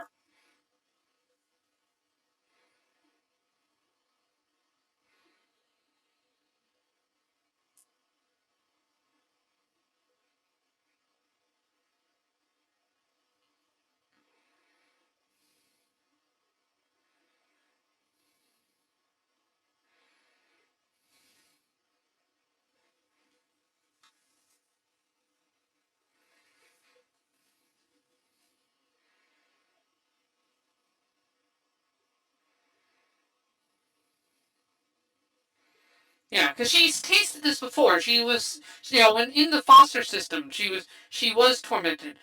So she put on the mask. That was the whole point of Stephen Fry earlier. It's like when you wear the mask too long, you lose yourself. So he lost himself with the mask, but he started poking himself out of that mask there, which eventually got him killed. But Evie has also been wearing the mask because the foster system stuff. She wore the mask to hide the hatred and stuff, and the genuine, like, the justified hatred she had for what happened to her parents. She knew that that was wrong, but she had to hide it and tap it down. The irony being, of course, V, who wears a mask, is actually without a mask. He lives true to himself. And so what he's done is woken her up to be true to herself. That's the he basically broke her down psychologically to a point where the veneer of civilization she had adopted as a safety mechanism would no longer work. He reverted her back to the almost feral state that she knew before, where she knew what was evil, and made her confront it head on so that she could finally commit to what she knew to be the right thing, which was the people in charge have to die. So she would know that and return to that. So basically, because the mask she adopted was out of fear, and so he got rid of that fear.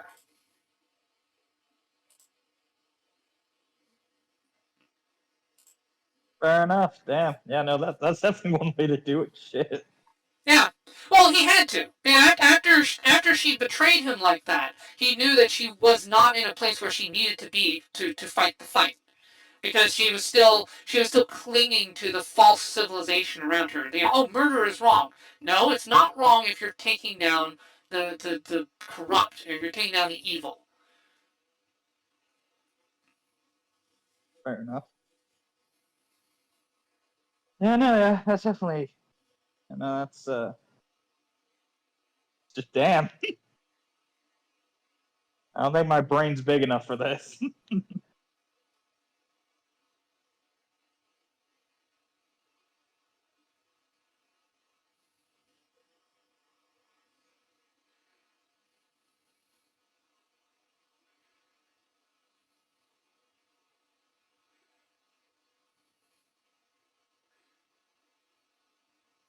Then I get the backstory on the story.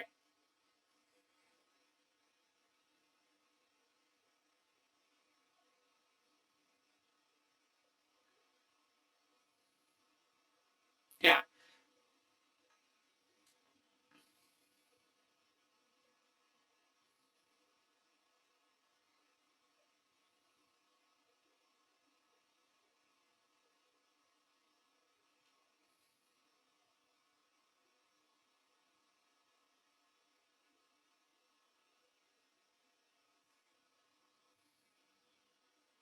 yeah, yeah. That was so he was number 5. She was number 4 or 6. She was either 4 or 6. Hmm.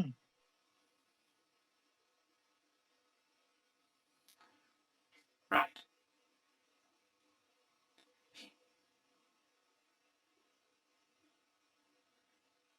Yes. Yeah. And he's like, monstrous things were done to me, so I became a monster to survive, and I will be the monster who takes it down. Because that's the kind of thing needed to end the evil.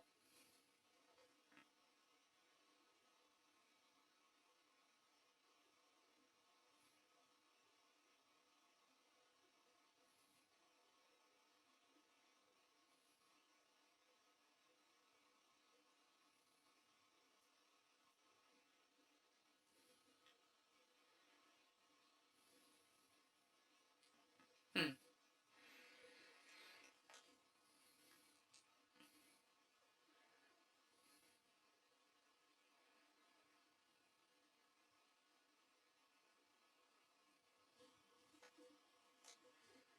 Hmm.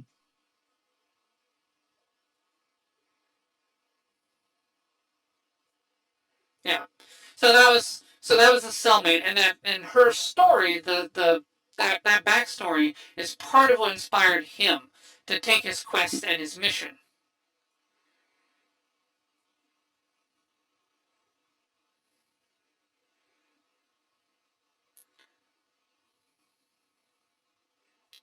But of course, the other irony too is in standing up, he's now in love with her, but he knows that she can never reciprocate it because she hates him for what he did.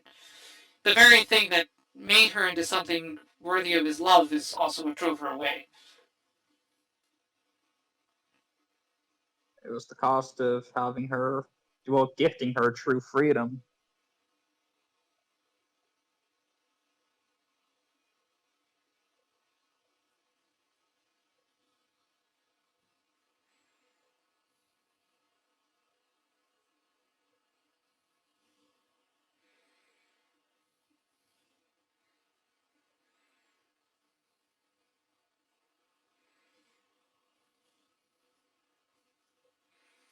Yeah.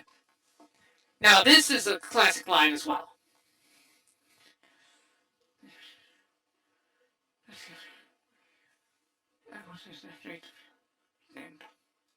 The edge of oblivion. How close we are to chaos! Remember why they need us! Yes, there you go. So, can you spot the Fenords? So that's an old Illuminatus trilogy. So this is fear, fear, fear, be afraid, be afraid. Get scared, crisis, crisis, crisis. Make you live on the perpetual edge of Armageddon, because then you become dependent. Now, the one thing the movie I will criticize here, the one thing the movie sadly miscalculated is just how much the government, the people would be blasé. Like, you and me, we see all the fear propaganda, and we're like, eh. But a depressing number of people actually buy into it. Like, there are people who are addicted to the fear porn of modern media, which really sucks. So that's Yeah. one thing the movie did fail to estimate, sadly. It gave the people a little too much credit. Yeah, I mean, it is refreshing though to like. I get it be more realistic, but at least in the setting, I think it works. As Yeah, it's the case, they're trying to show the case that yeah, we see it's bullshit. Why don't you rise against it? Because we're scared to, yeah, because yeah, we're scared yeah, of what they'll do to us if we do. yeah, So I think it's more portraying the whole idea of the government is well aware they don't buy our bullshit, but we're going to make them submit through fear. We're going to rule with an iron fist. yeah, exactly. Yeah. So yeah, and that's what I like. I like, it does fit within the theme of the story. It fails as a prediction, but it works for the story. Yeah, I agree with you. Yeah, Considering we've seen in real history exact situations like this. People understanding that, yeah, no, what our current government doing is fucked, but I don't want to stand up because I'm scared of what will happen to me and my yep, family. I'm scared of what will yep, happen. yep. Hey, anyone hear of cancel culture? Anyway,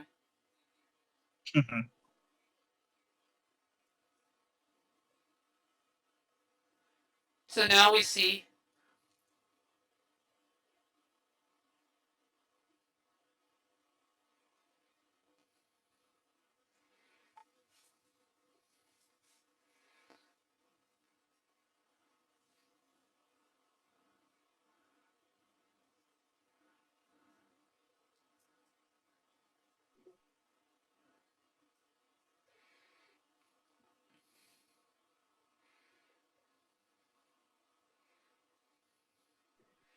Okay, so Larkle came before the terrorist attack. Okay.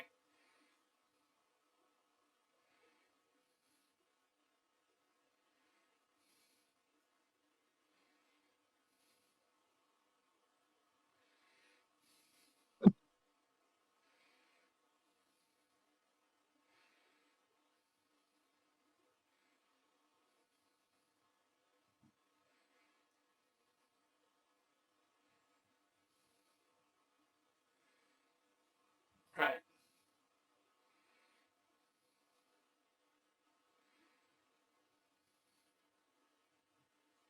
Yeah, the sociopath. Yeah. Yeah, Creedy. Yeah, So Creedy is the sociopath, the man who thrives in a Stalinist kind of environment. Basically, Yeah, sees people as the and yeah, nothing yeah. more. People like Creedy, very similar to the Bolsheviks under Stalin, who deliberately slaughtered millions of Ukrainians. I think it was like 10 million Ukrainians died in the Holodomor, where they deliberately starved Ukraine just to make them compliant. That was one of Stalin's tactics. So very similar to that. People like Creedy are all over. You know, where it's like, yeah, we need to.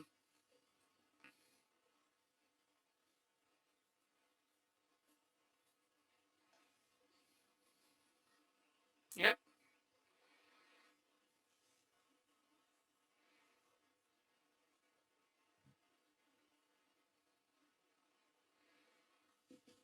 Okay, so Larkle came first, then the attack. All right, I messed up the timeline earlier. My bad. Sorry, it's been a bit since I've seen the movie. But yeah. Since when have we seen a virus made in a lab released, and that facilitated the rise to power of a corrupt government official? Never seen that one before. Never seen that one before. Hmm. I'm scratching my head here. I just don't know. And I can't Anyway. think of a single thing. Yes, well, again, the Umbrella Corporation. Yes, as you point out. This is how Wesker got elected U.S. president. Yes, definitely. Yeah, I'd be down for Wesker to be president. Oh, God. Motherfuckers badass. Great one-liners, anyway. Yeah.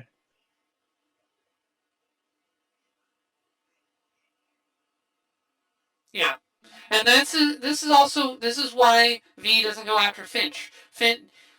V was waiting for at least somebody, because he knew that he'd studied Finch. Obviously, he's watching all these guys. So he knows Finch's character. He knows that Finch is, in fact, the good man trapped in the bad system.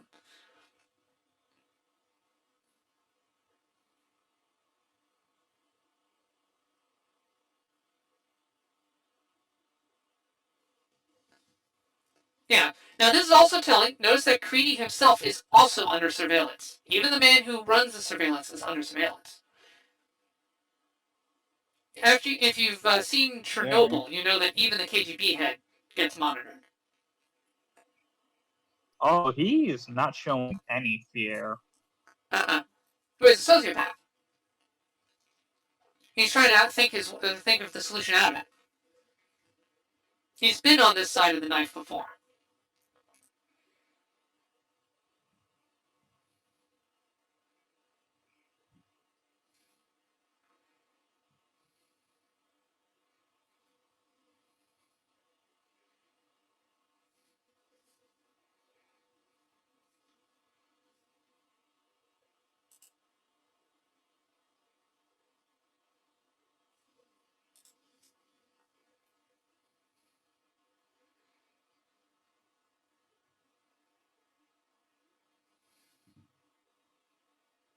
Hmm.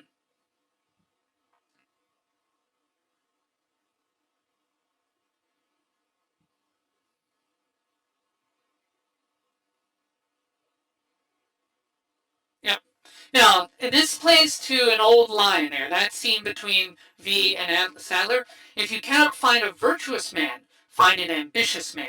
And Creedy is a survival. He's a sociopathic survivalist. He will do whatever it takes to maintain his position of power and comfort. He won't necessarily be the leader. Doesn't necessarily want to be in charge, but he wants to be left alone to have his level of power. And you don't get in his way. Sadler is inconvenient. I will stab him in the back. That's Creed's mentality. Yeah, it's the case of playing into the sociopathic tendencies of Right. seeing people as a means to an end. Right, And if exactly. I can just, push, somebody in power off a cliff, I can step in.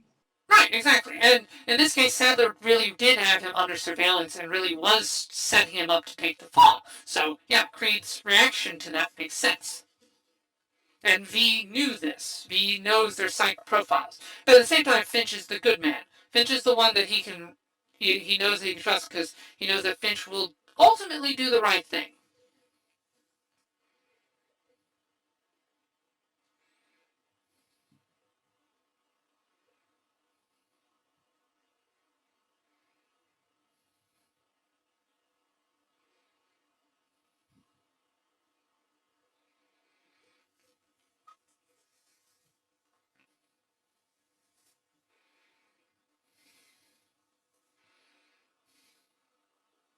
Ah.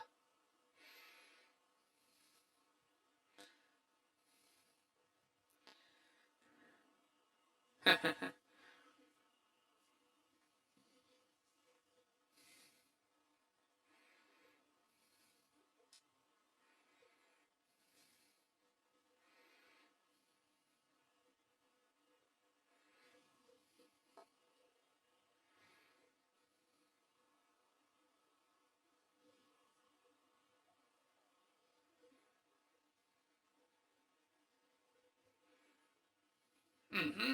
Getting the dominoes in place. Yep. Yep.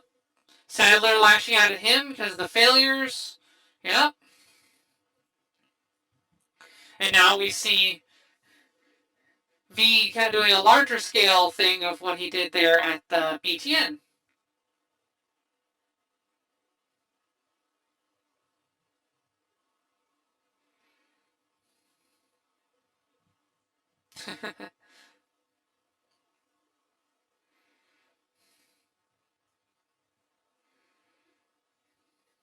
Yeah. Well, I mean, the man has had like a decade plus to prep for this.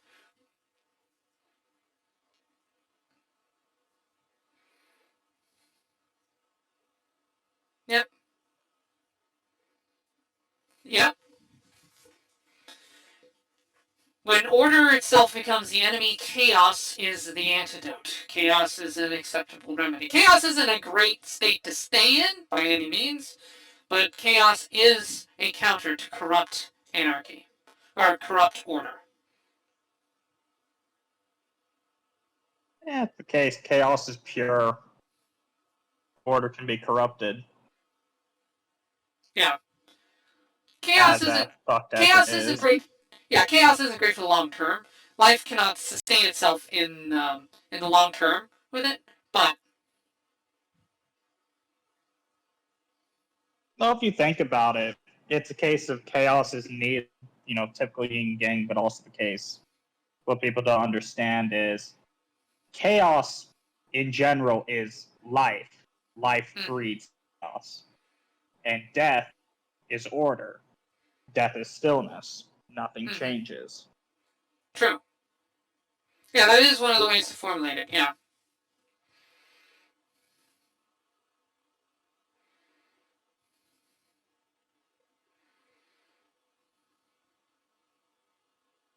Yep.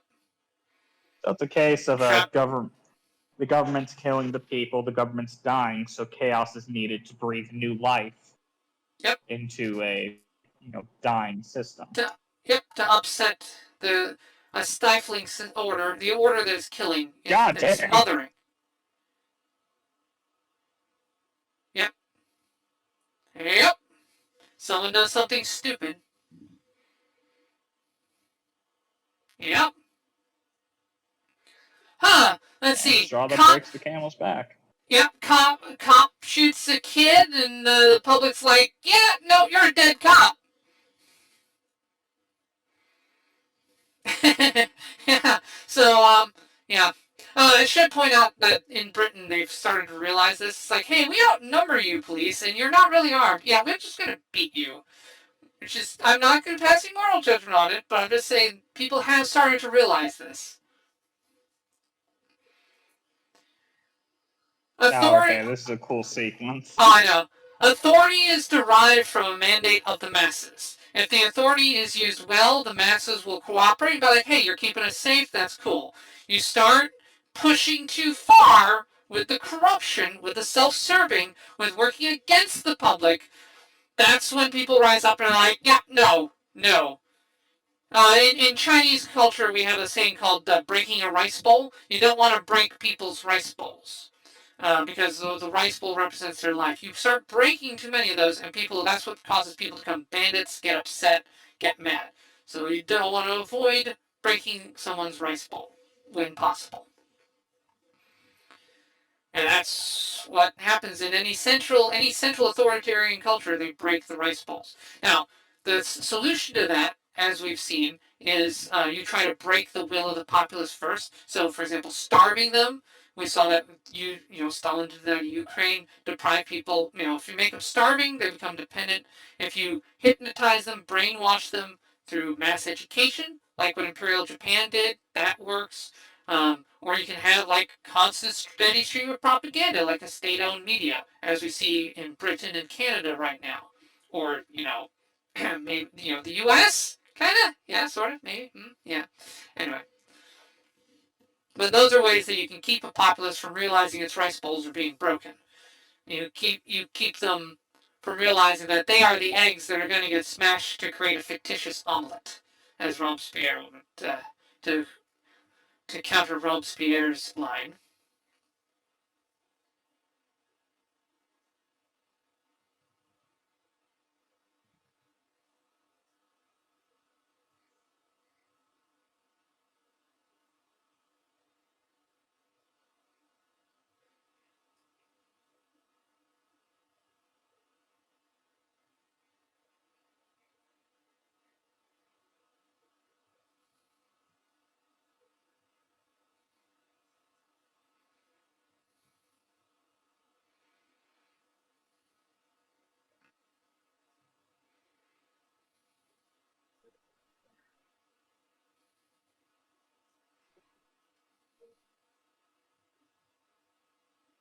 Yeah. Now, what's cool too is Natalie Portman's character, in both the comic and the movie. The shift she has, it's almost comparable to Sarah Connor between the first and second Terminator movies. In the first Terminator movie, she's the screaming victim girl who's like, ah! And then the second Terminator, she takes levels in badass. And now it's like, yeah, I can field strip an automatic weapon and fire grenade launchers like it's nobody's business. I know a dozen ways to kill you with my bare hands. It's that kind of change, but philosophical, inner. Like Portman's character she's lost the civilized mask and has become a free person. She's one of the few free people in this entire system, other than V himself. And even V acknowledges, like, you're actually more human than me. Like you still have a bit more humanity to you, but you're a free human. I'm a monster, but you're a human.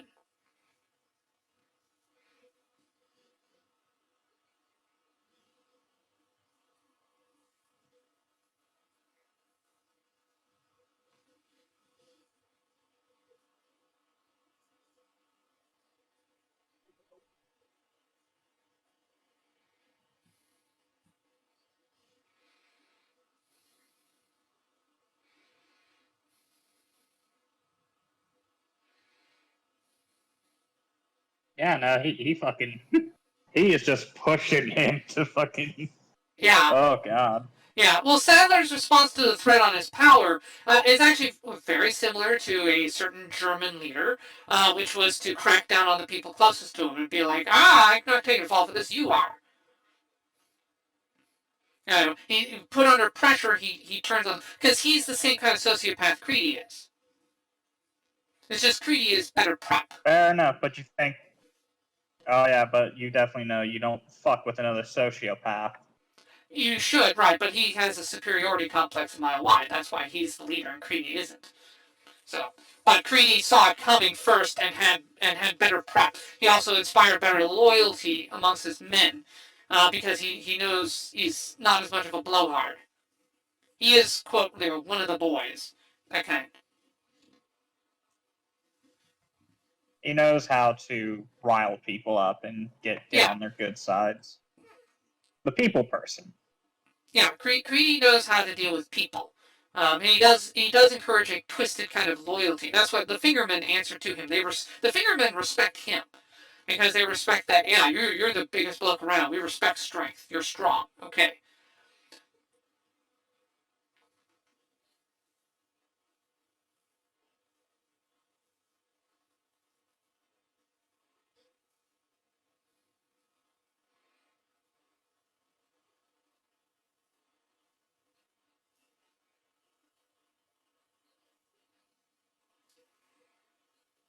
Yeah. That's why you never let yourself get disarmed ever. Never put yourself in a position of standing up to people with guns and while being unarmed ever. Never tolerate that. And that dates back before guns too. There's a reason why the kings of England banned swords from Scottish people because they were very worried that 6'8" Scottish Highlanders with giant claymores were going to split them in two.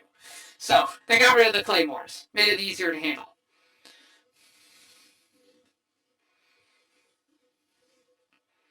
People with weapons will tend to take weapons away from the people they want to control. That's just how history has always been.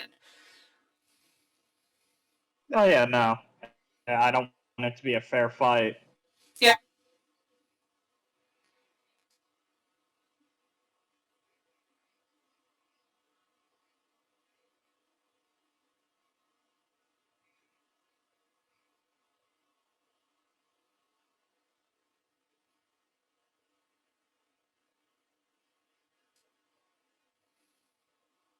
Yeah, that's why he wanted to see her one more time.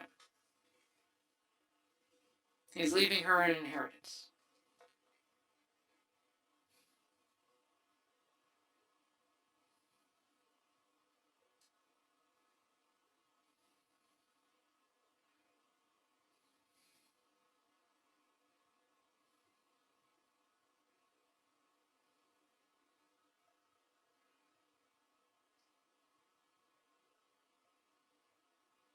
Yeah.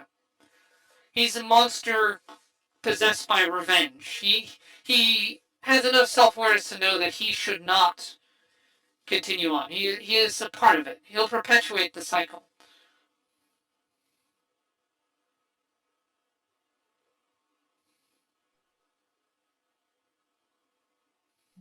And like you said, this isn't the new world isn't his to Right. it isn't his choice. His For the role people is who are free and that he's free. Yeah. His role is to usher in Ragnarok, to usher in the twilight of the old authoritarian gods, and to give humanity another chance at being free.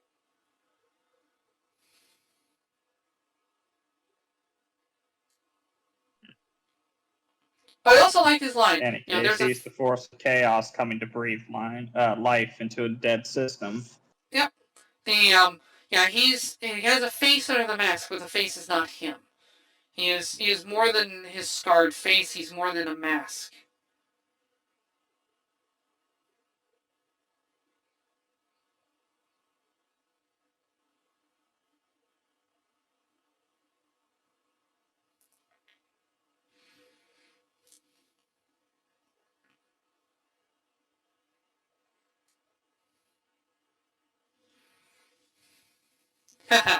Penny for the guy. Hmm.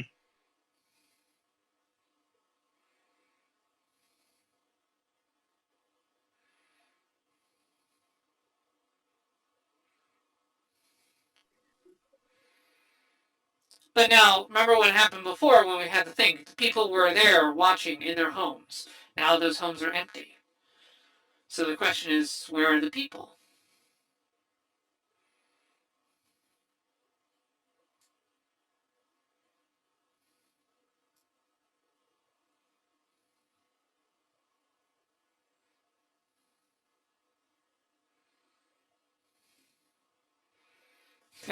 Indeed it will! Just just the type not the type of justice you thought it was gonna be. Hmm. And of course, now that he's faced with the consequences of things, he's crying like a baby. Yes. Oh no, the consequences of my own actions. It sure would be nice if the people in the real world had this kind of outcome, but sadly, never does. Seems to. Yep.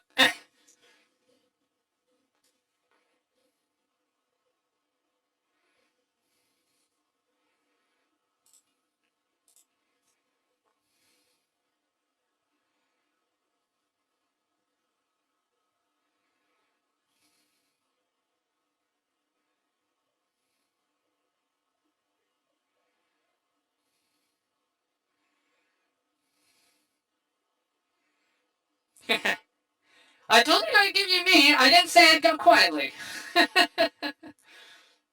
Hmm.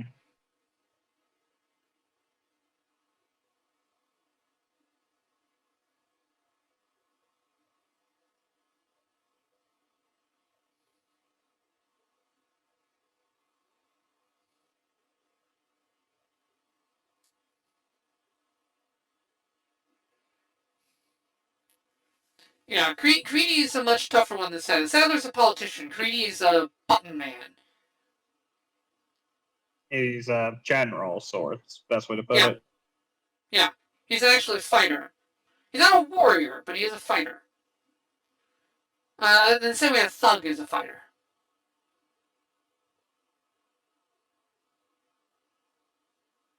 Yes.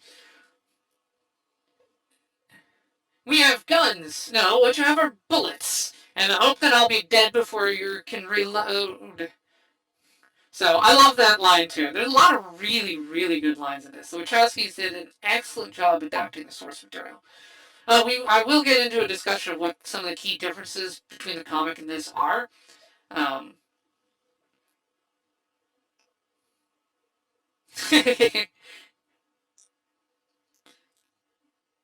ah, now I said they're actually very also minimal CG and minimal special effects. But so like here, now that we're busting out a lot of the special effects, it's more noticeable, has more of an impact because of that.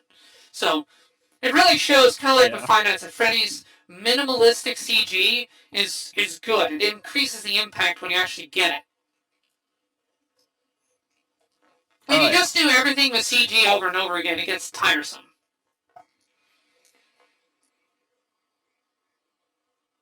Now the blood is CG, but it's okay. I mean, again, 2006, so the blood animation's not the They've greatest. used a minimal amount. Yeah. And they're not doing anime sprays of blood like 70 gallons under high pressure or something. Just enough to let you know that this is hurting.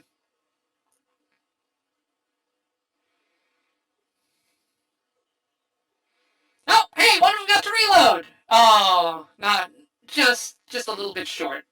Not quite. Creedy got to reload. Hmm.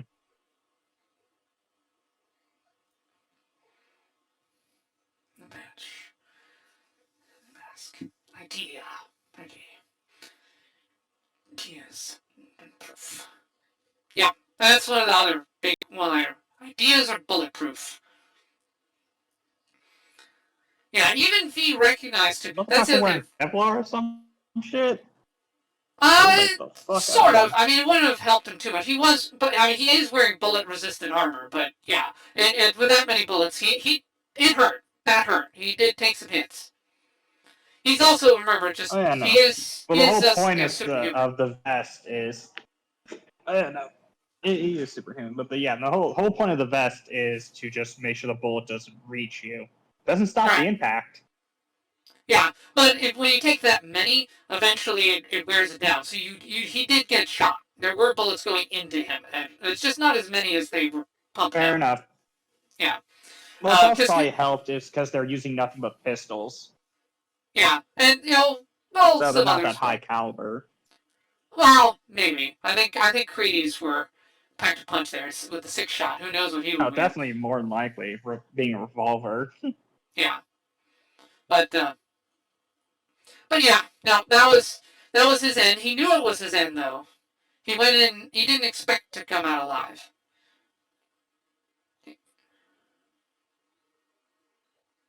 Yeah, but he went down like a badass. Yep. He went out in line with his ideals. Yeah, 20 years of prep. There you go. So when people ask, like, oh, how do you have that many masks and cloaks going out? Like 8 boxcars worth. How do you do that in like a year? No, he had 20 years of prep. He spent 20 years making all of those, manufacturing them, getting them here and there, making the masks, and so on. So, no, 20 years, I can totally believe that someone could accrue 800,000 capes and masks like he did. That is totally believable. Yeah, I mean, also, the entire plots of the movies take a course over a year. Yeah. Yeah, he had plenty of time to coordinate it and set it all up. Because this was a 20-year plan that he was doing. So 20 years to get the subway train ready, to get the explosives ready, to get everything set. He is almost autistically dedicated to the concept of succeeding where Guy Fawkes failed.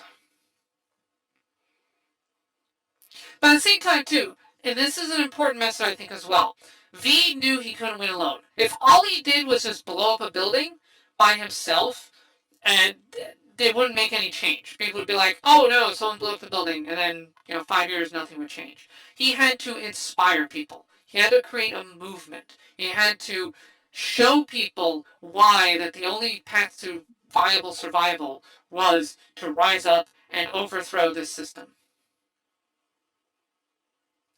And the last domino that needs to fall into place. Yep. He is the last one.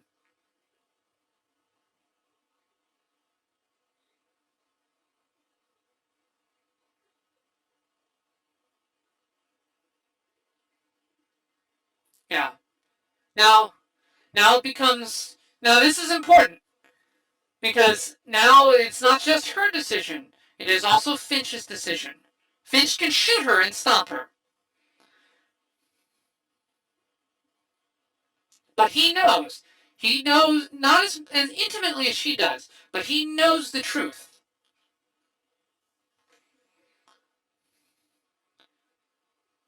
And he makes his choice. Ultimately, he is the right man at the right time. It's not just her, it is also him. He represents order, she represents chaos. Both of them decide that this has to stop. And ultimately, too, by the way, it says a lot about Finch's character. He's not committed to the law. He's committed to justice. And justice and the law don't always see eye to eye. But he holds, in many ways, Finch sees true to his ideals as well. He does the right thing when it counts.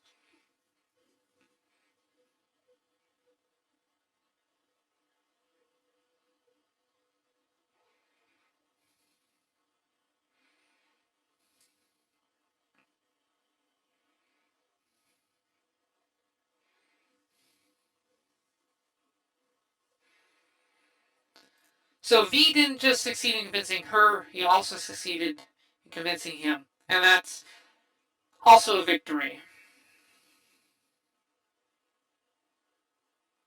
He convinced everybody, really. Yeah. Yeah, the work of evil men will be undone by those who can identify it as evil.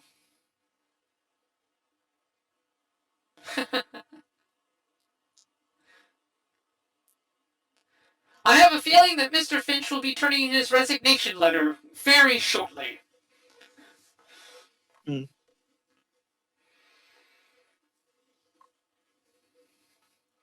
Now, this is another way. 1812, yep. And he goes out with a funeral pyre. He gave himself one hell of a Viking funeral. Shit. Yep.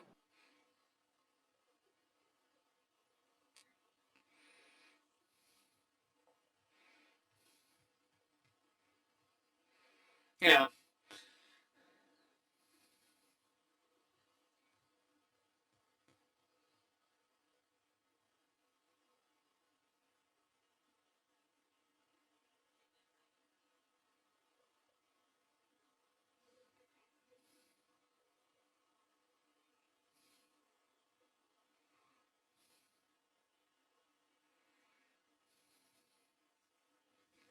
Yep. Yep. Ultimately, what mattered is not V the man, his biological fleshy form, but V the ideal. That ideal being be human, be free, free yourself from oppression. Do not adopt a veneer of cowardice and fear in the face of tyranny. Do something about it, and help others do something about it.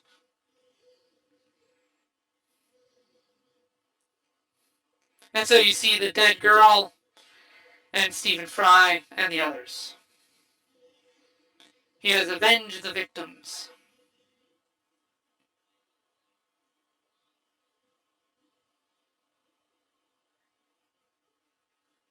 Alrighty, and there we go. Yep. There we go. All right. I'll let it play. I don't think there's any post credit thing. This came out before the whole after credit scene thing. So okay. So I'll start here.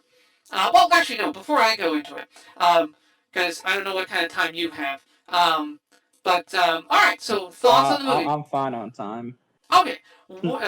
I'm going to be bumping in because I have work shortly. So we've got about a half hour here or so. But I do want to ask. So what overall? What are your thoughts on the movie? This is your first time seeing it. What did you think? Very fun watch. You're probably going to hear this with a lot of movies. I definitely would watch with a friend, but by myself. Like, it's a good movie, but I couldn't see myself rewatching just alone. Oh, interesting. It's just with me. Well, no, I just have a thing of just there really isn't many movies I'd honestly go and rewatch by myself. So it Huh. isn't that the movie didn't do a good job with that. It's just in general, I don't tend to do that. Oh, okay. All right. You view movie and anime things as social events as opposed to things to do solo. Yeah, I tend to watch a lot of this stuff socially. Okay, all right, yeah, no, I get that. A lot of people like that. For me, consumption of movies and TV are similar to how I consume books. Like books are things that you read a book by yourself. So for me, movies and television are similar like that. So for me, consumption of art is something I would do on my own if I had time. But overall, okay. But overall, what are your thoughts on the movie? So you enjoyed it? Any favorite scenes? Definitely like the explosives, but I don't know. I just like the scenes where we just got to kind of just view V as a person instead of Yes. him, speaking on, his plans and ideals, just viewing the person himself. Okay. So you liked the A more you kind of liked it when it was glimpse more grounded. behind the mask. Yeah. Yeah. Okay. So you liked it when things were a little more grounded, basically, as opposed to idealistic. A little bit. Like, I didn't mind the ideals. I do fully get it. But I also did like learning about the person behind it. Right. Oh yeah, in terms After of all, like the that he is the motivations. man driving the movement. Right. Oh, I see. So you liked it when the movie explained why he reached these extremes. What radicalized him, essentially, when you learned like the backstory there. Basically, the descent into madness, so to say. Yeah, well, madness or sanity, actually, in this case. One could say he was definitely one of the sanest people around. It's like why she became sane as well. When he put her through that, she emerged a saner person than going in. Because she wasn't trying to lie to herself. Sanity becomes evil in a land ruled by the insane. Same way they say truth is treason in an empire of lies. Yeah, no, I get that. Yeah, when they try to explain what pushed him to go as far as he did. And what set that up. Now, I mean, you and I, if we went through something like this, we'd probably be amongst the people who just die.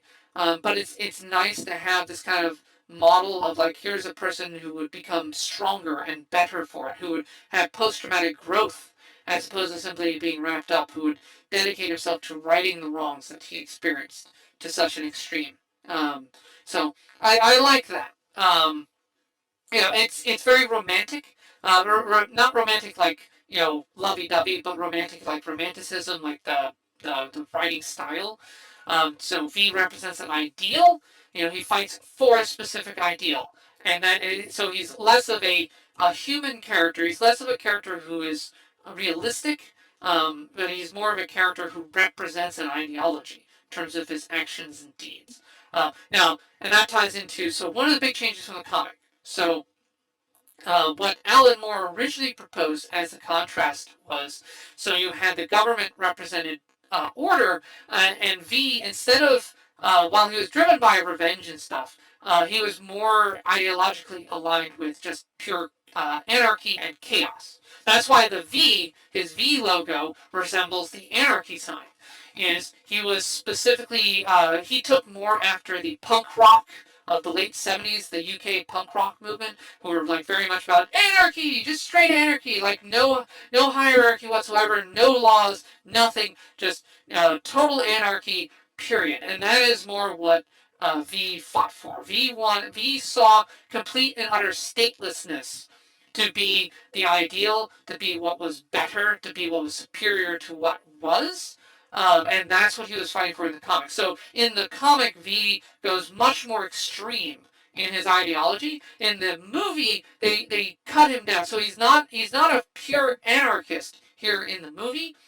In the movie, he's more of I would say libertarian minded. He's against the corrupt government. He wants to take it down, and he wants people to be free. He's not necessarily completely anti-order, but he's definitely opposed to corrupt order and It's corrupt basically the power. case like what happens when dictators in foreign countries get into power. Yeah. Resistance groups and such. Look at the best example I can give for video games sake, Just Cause. Well, You literally play as a man fighting, like look into Just Cause 3. You're literally playing as somebody trying to take down a corrupt leader and take down a corrupt government. yeah, there we go. Okay. I'm not familiar with the game, but I'll assume that your analogy is correct there. But that's good. That's an analogy I couldn't make, so yeah, I don't mind that. Yeah, no, there you go. Yes. So in this one, they make V closer to being a freedom fighter. And again, this was edgy when it came out because the movie is suggesting that blowing up government buildings or blowing up buildings as a means of fighting tyranny is a viable strategy 5 years after terrorists knocked down the World Trade Center. So it's an edgy thing to basically say that the means or the methods of knocking down a building is not what is itself evil. What drives the evil part is what's the motive. Al Qaeda did what they did on 9/11 because they're evil. Their motives are evil. They want to they they want to terrorize, they want to instill fear, they want to drive people out so they can rule their own country with a theocratic rule. They're the bad guys, very clearly. But in this case, Yeah. What was being attacked was a theocratic, fascist regime, an authoritarian regime that believes in, like, again, locking away its political prisoners, believes in, like, adding using federal agents to lock people up off the street for no reason, who put people in detention camps, who have lab-grown viruses being released to seize power, all kinds of nasty, nasty stuff, and that's what is being fought here. And so it's not It's that also the blowing up buildings case. is bad, it's why you're doing it that is the key. It's also the case people have to realize not just the symbolism, but also the fact that he was targeting buildings that would oppress. They were meant to basically buildings that were strategically used to also help with the oppression and driving fear. For example, the first one we saw, wasn't it? The memorializing the deaths of people when they released the virus. No. So the two buildings that are blown up, one is the Old Bailey. So let me look that one up. We're not as familiar with it because again we're Americans. Um, so the Old Bailey is the Central Criminal Court. So that's the main courthouse of the UK that he blew up. So the first one he blew up, and that's why he has Lady Justice on the roof. So what he blew up was the court, because that is a symbol of the law being used to oppress. but it's also a sign, he's blowing it up because like law doesn't, justice doesn't exist in this country. It's tyranny. So the idea that they had the Old Bailey, which was a monument to justice, to proper law and order, that is still here in a country that is no longer dedicated to it. Um, that's a joke. So I'm going to take that mask off. I'm going to rip the mask of the old justice system that this current system wears. I'm going to rip it off by blowing up this building. I'm going to remove its pretensions of subscribing to old justice because it doesn't. It subscribes to corruption and not justice, but injustice reigns. So that's what the Old Bailey being blown up, and of course Parliament. You know what the Parliament building does. That's where that's the equivalent of our Capitol building.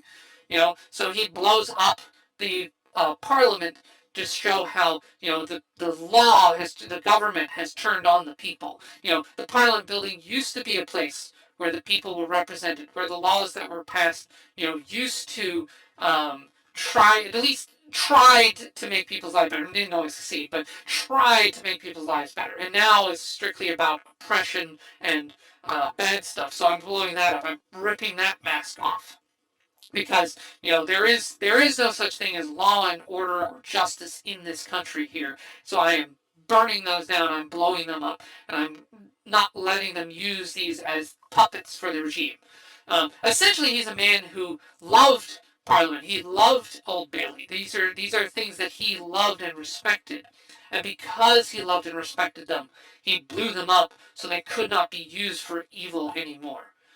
He destroyed them because he loved them and what they represented. In the comic, it's different. In the comic, he blew them up because they're symbols of order and he hated order. In the movie, it's because he is nostalgic. He loves and respects those symbols, but he cannot abide them being used for propaganda I definitely and bad. say this is one of the cases where it sounds like the movie and the things they tweak actually are better than the comics because it's the case of pure anarchy.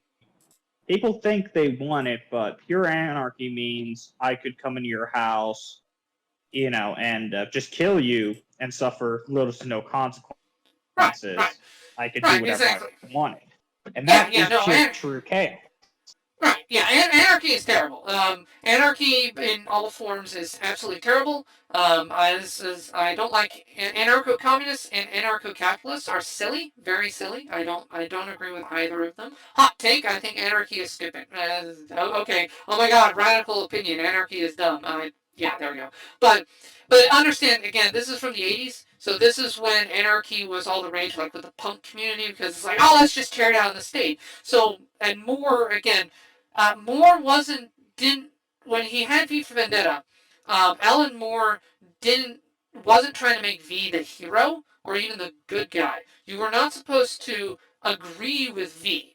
Rather, what he was trying to do was set up an interesting story about the clash of two ideals, where one ideal was extreme authoritarian rule, like almost like extreme order, and have that conflict with the extreme opposite, extreme anarchy. The two extremes.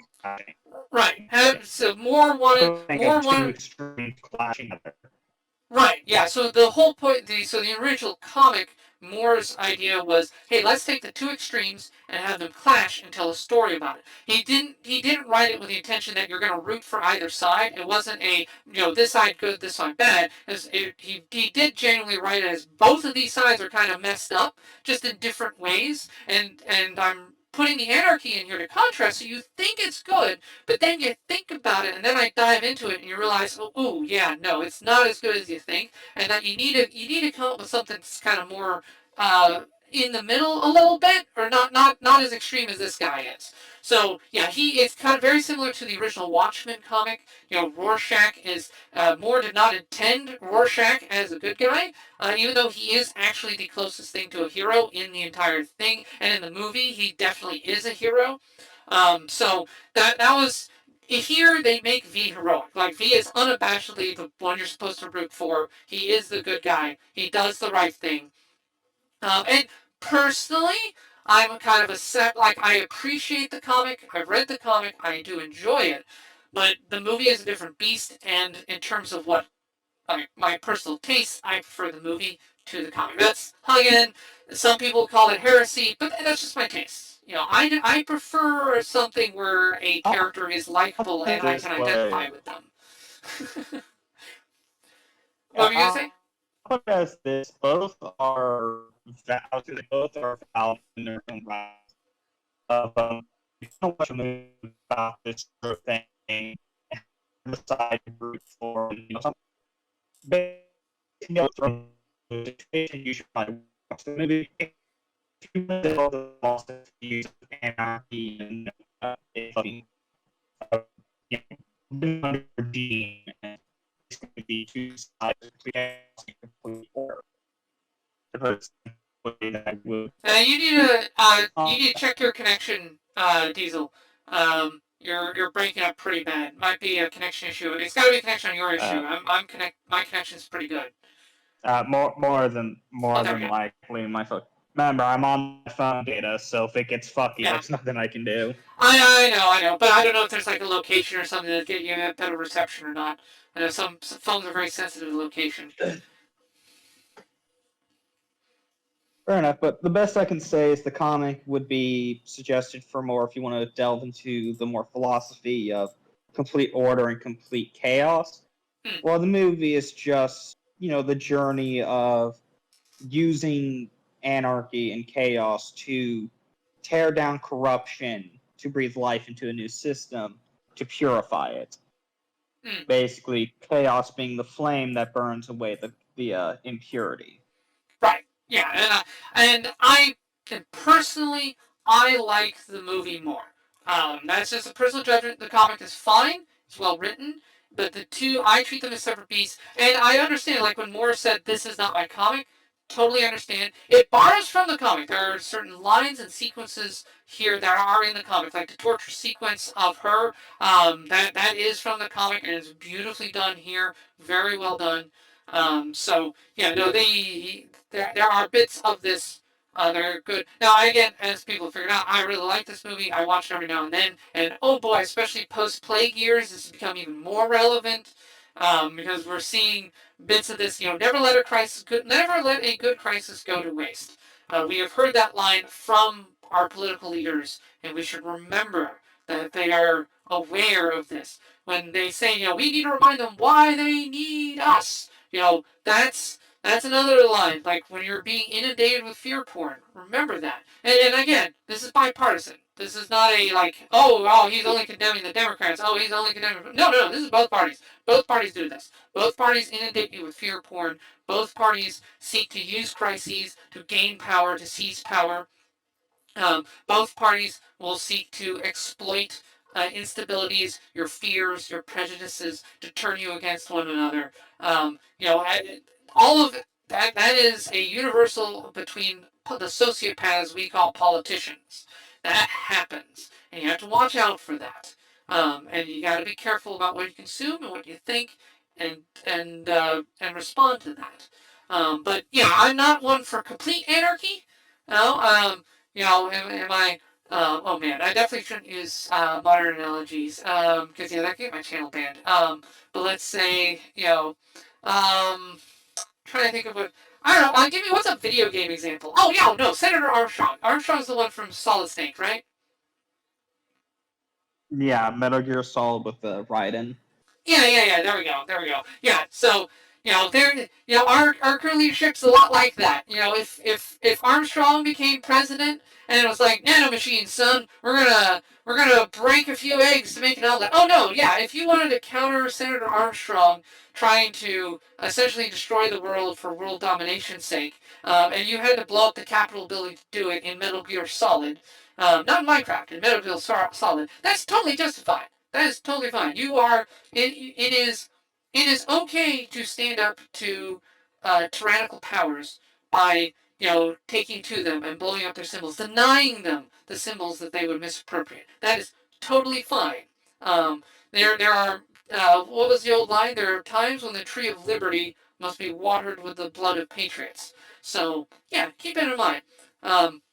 This was predicted. It was predicted a couple hundred years back that every now and then tyrants start to rise up, and it's your job to smack them down. That's what V here is reminding the people of the UK. You live in a corrupt system. Time to smack them down. Time to take back your power and be free.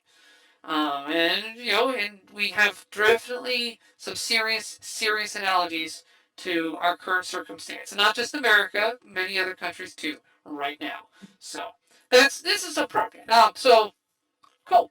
Are you glad we chose to remember the 5th of November, Diesel?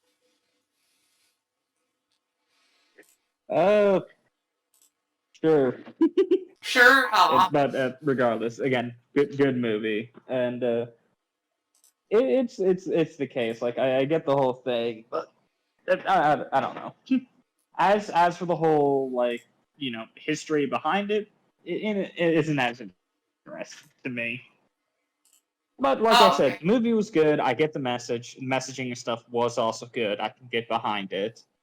Though I am a person who tends to fall more in line with chaos. Yeah. Well, that's another just reason I ask me figured you about like. Warhammer. I know a lot about the chaos gods. Hey, it's all about Slanesh. Slanesh is like, yeah, man, okay. Slanesh is down for a good time. Um, uh, but let's see. But yeah, no, so much now. As for cultural influence, I mean, as I said, anonymous. V inspired 4chan. That's why the Guy Fawkes mask is now the symbol of anonymous, thanks to V. Even though there are some current people claiming to be anonymous who very clearly aren't. They're just they're clearly just posers for it. I don't know how much anonymous has the true nature of anonymous has remained unchanged because we do know that there have been ops run on 4chan to influence people, but we don't know what the effects are. That's a interesting psychological note. So far, the only op that has been successful on 4chan that we know about is the effort to make people less trusting of their neighbors. That has been the only successful one that we know of. So that's a fascinating little tidbit. Again, I'm not making a judgment call on that. I'm just stating facts of what's been done. This is history. Um, but yeah, but you see that, you see a lot of the names like the voila, verily, blah blah blah. That whole V speech that became a copy pasta, so that became a meme. Ideas are bulletproof is a famous line from this. You have a lot of very famous lines from this movie that you will see repeated. To the point where some of it has lost its meaning and grandeur, but it's nice to go back to the source material on this. It's nice to be acquainted with it. So yeah, and now Diesel, now you are familiar with where a lot of internet history and internet lore comes from. This movie is a biggie. There you go. Um, yeah. So the other two, as I said, the other two major Wachowski movies that are considered good. You have Matrix, this, and then you have Speed Racer, which I've heard good things about. I haven't watched Speed Racer. I don't know if it's good or not, but I've been told it's good. I don't know. And unfortunately, the Wachowskis lately have just been turning in dogs. So it's unfortunate. They had probably about 3 good movies in them before they collapsed, essentially. But okay, let's see. Any final thoughts or conclusions, Diesel? I'm pretty. I think we can. I'm good for wrapping up here. Yeah, no, we're good. I got everything. I got my piece said. All right, yeah, same here. So yeah, let me know in the comments below. What did you think of V for Vendetta? How many times have you watched it? Do you think it's more timely than ever? Do you think its message has aged poorly, aged well? What do you think about its connections to our current society? We live in a society. We see in the UK, somebody takes a video and gets arrested by the police. Man, yeah, that's whoa, that's bad stuff. That's bad stuff. Um, you know, um, so yeah, what do you think? What do you think about current state?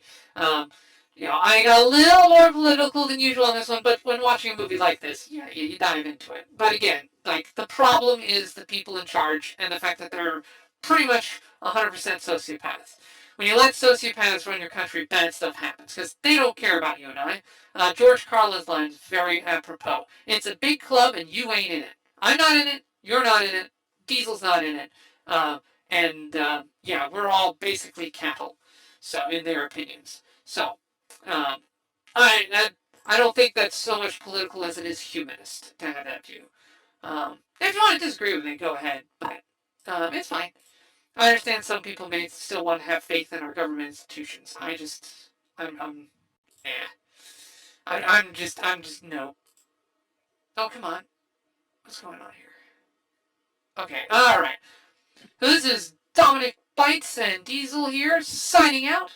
When next we meet, may your robot body be fully charged! Also, hi, Dominic! Hey, Dominic Bytes. Welcome. Welcome on by. Hey, yes, welcome to the stream, Dominic Bytes. Hopefully everything works out for you, buddy. Welcome to stream, Dominic! Hi, Dominic. Dominic. Yep. Hi. Thank you so much. I really appreciate it, though. Hello, Dominic. Hello, darling. How you doing, darling? Hello, Dominic. So, hello, Dominic. How are you doing? Welcome in. Dominic! Hello, Dominic. I hope you're doing good today. Dominic, hello. Hello, Dominic Bytes. Hi. Hello, Dominic. How you doing? How's it going, Dominic? Welcome in. Mwah. Hi, Dominic. How you doing, cheese pie? Hi, Dominic. Hi, Dominic. Hi, Dominic. Hi, sweetie. It's good to see you. Hi, Dominic. How are you? Lovely to see you. Hi, Dominic Bytes. Hi, Dominic. How you doing? Hi, Dominic. What's up? Hi, Dominic. Hi, Dominic. Dominic, hello. Hello, Dominic Bytes. Hello. Dominic Bytes. Hello. Hey, Dominic. How you doing? Dominic, thank you. Can you stop slamming shit? Hey, Dominic. Hello, Dominic Bytes. Hello. What's up, Dominic? How are you, man? Dominic Bytes, you productive little devil. Dominic Bytes. Oh, it's you. Oh my god. Also, thank you for clipping as always, Dom. You are so sweet. I really appreciate you. You are an absolutely wonderful being, as all of you are.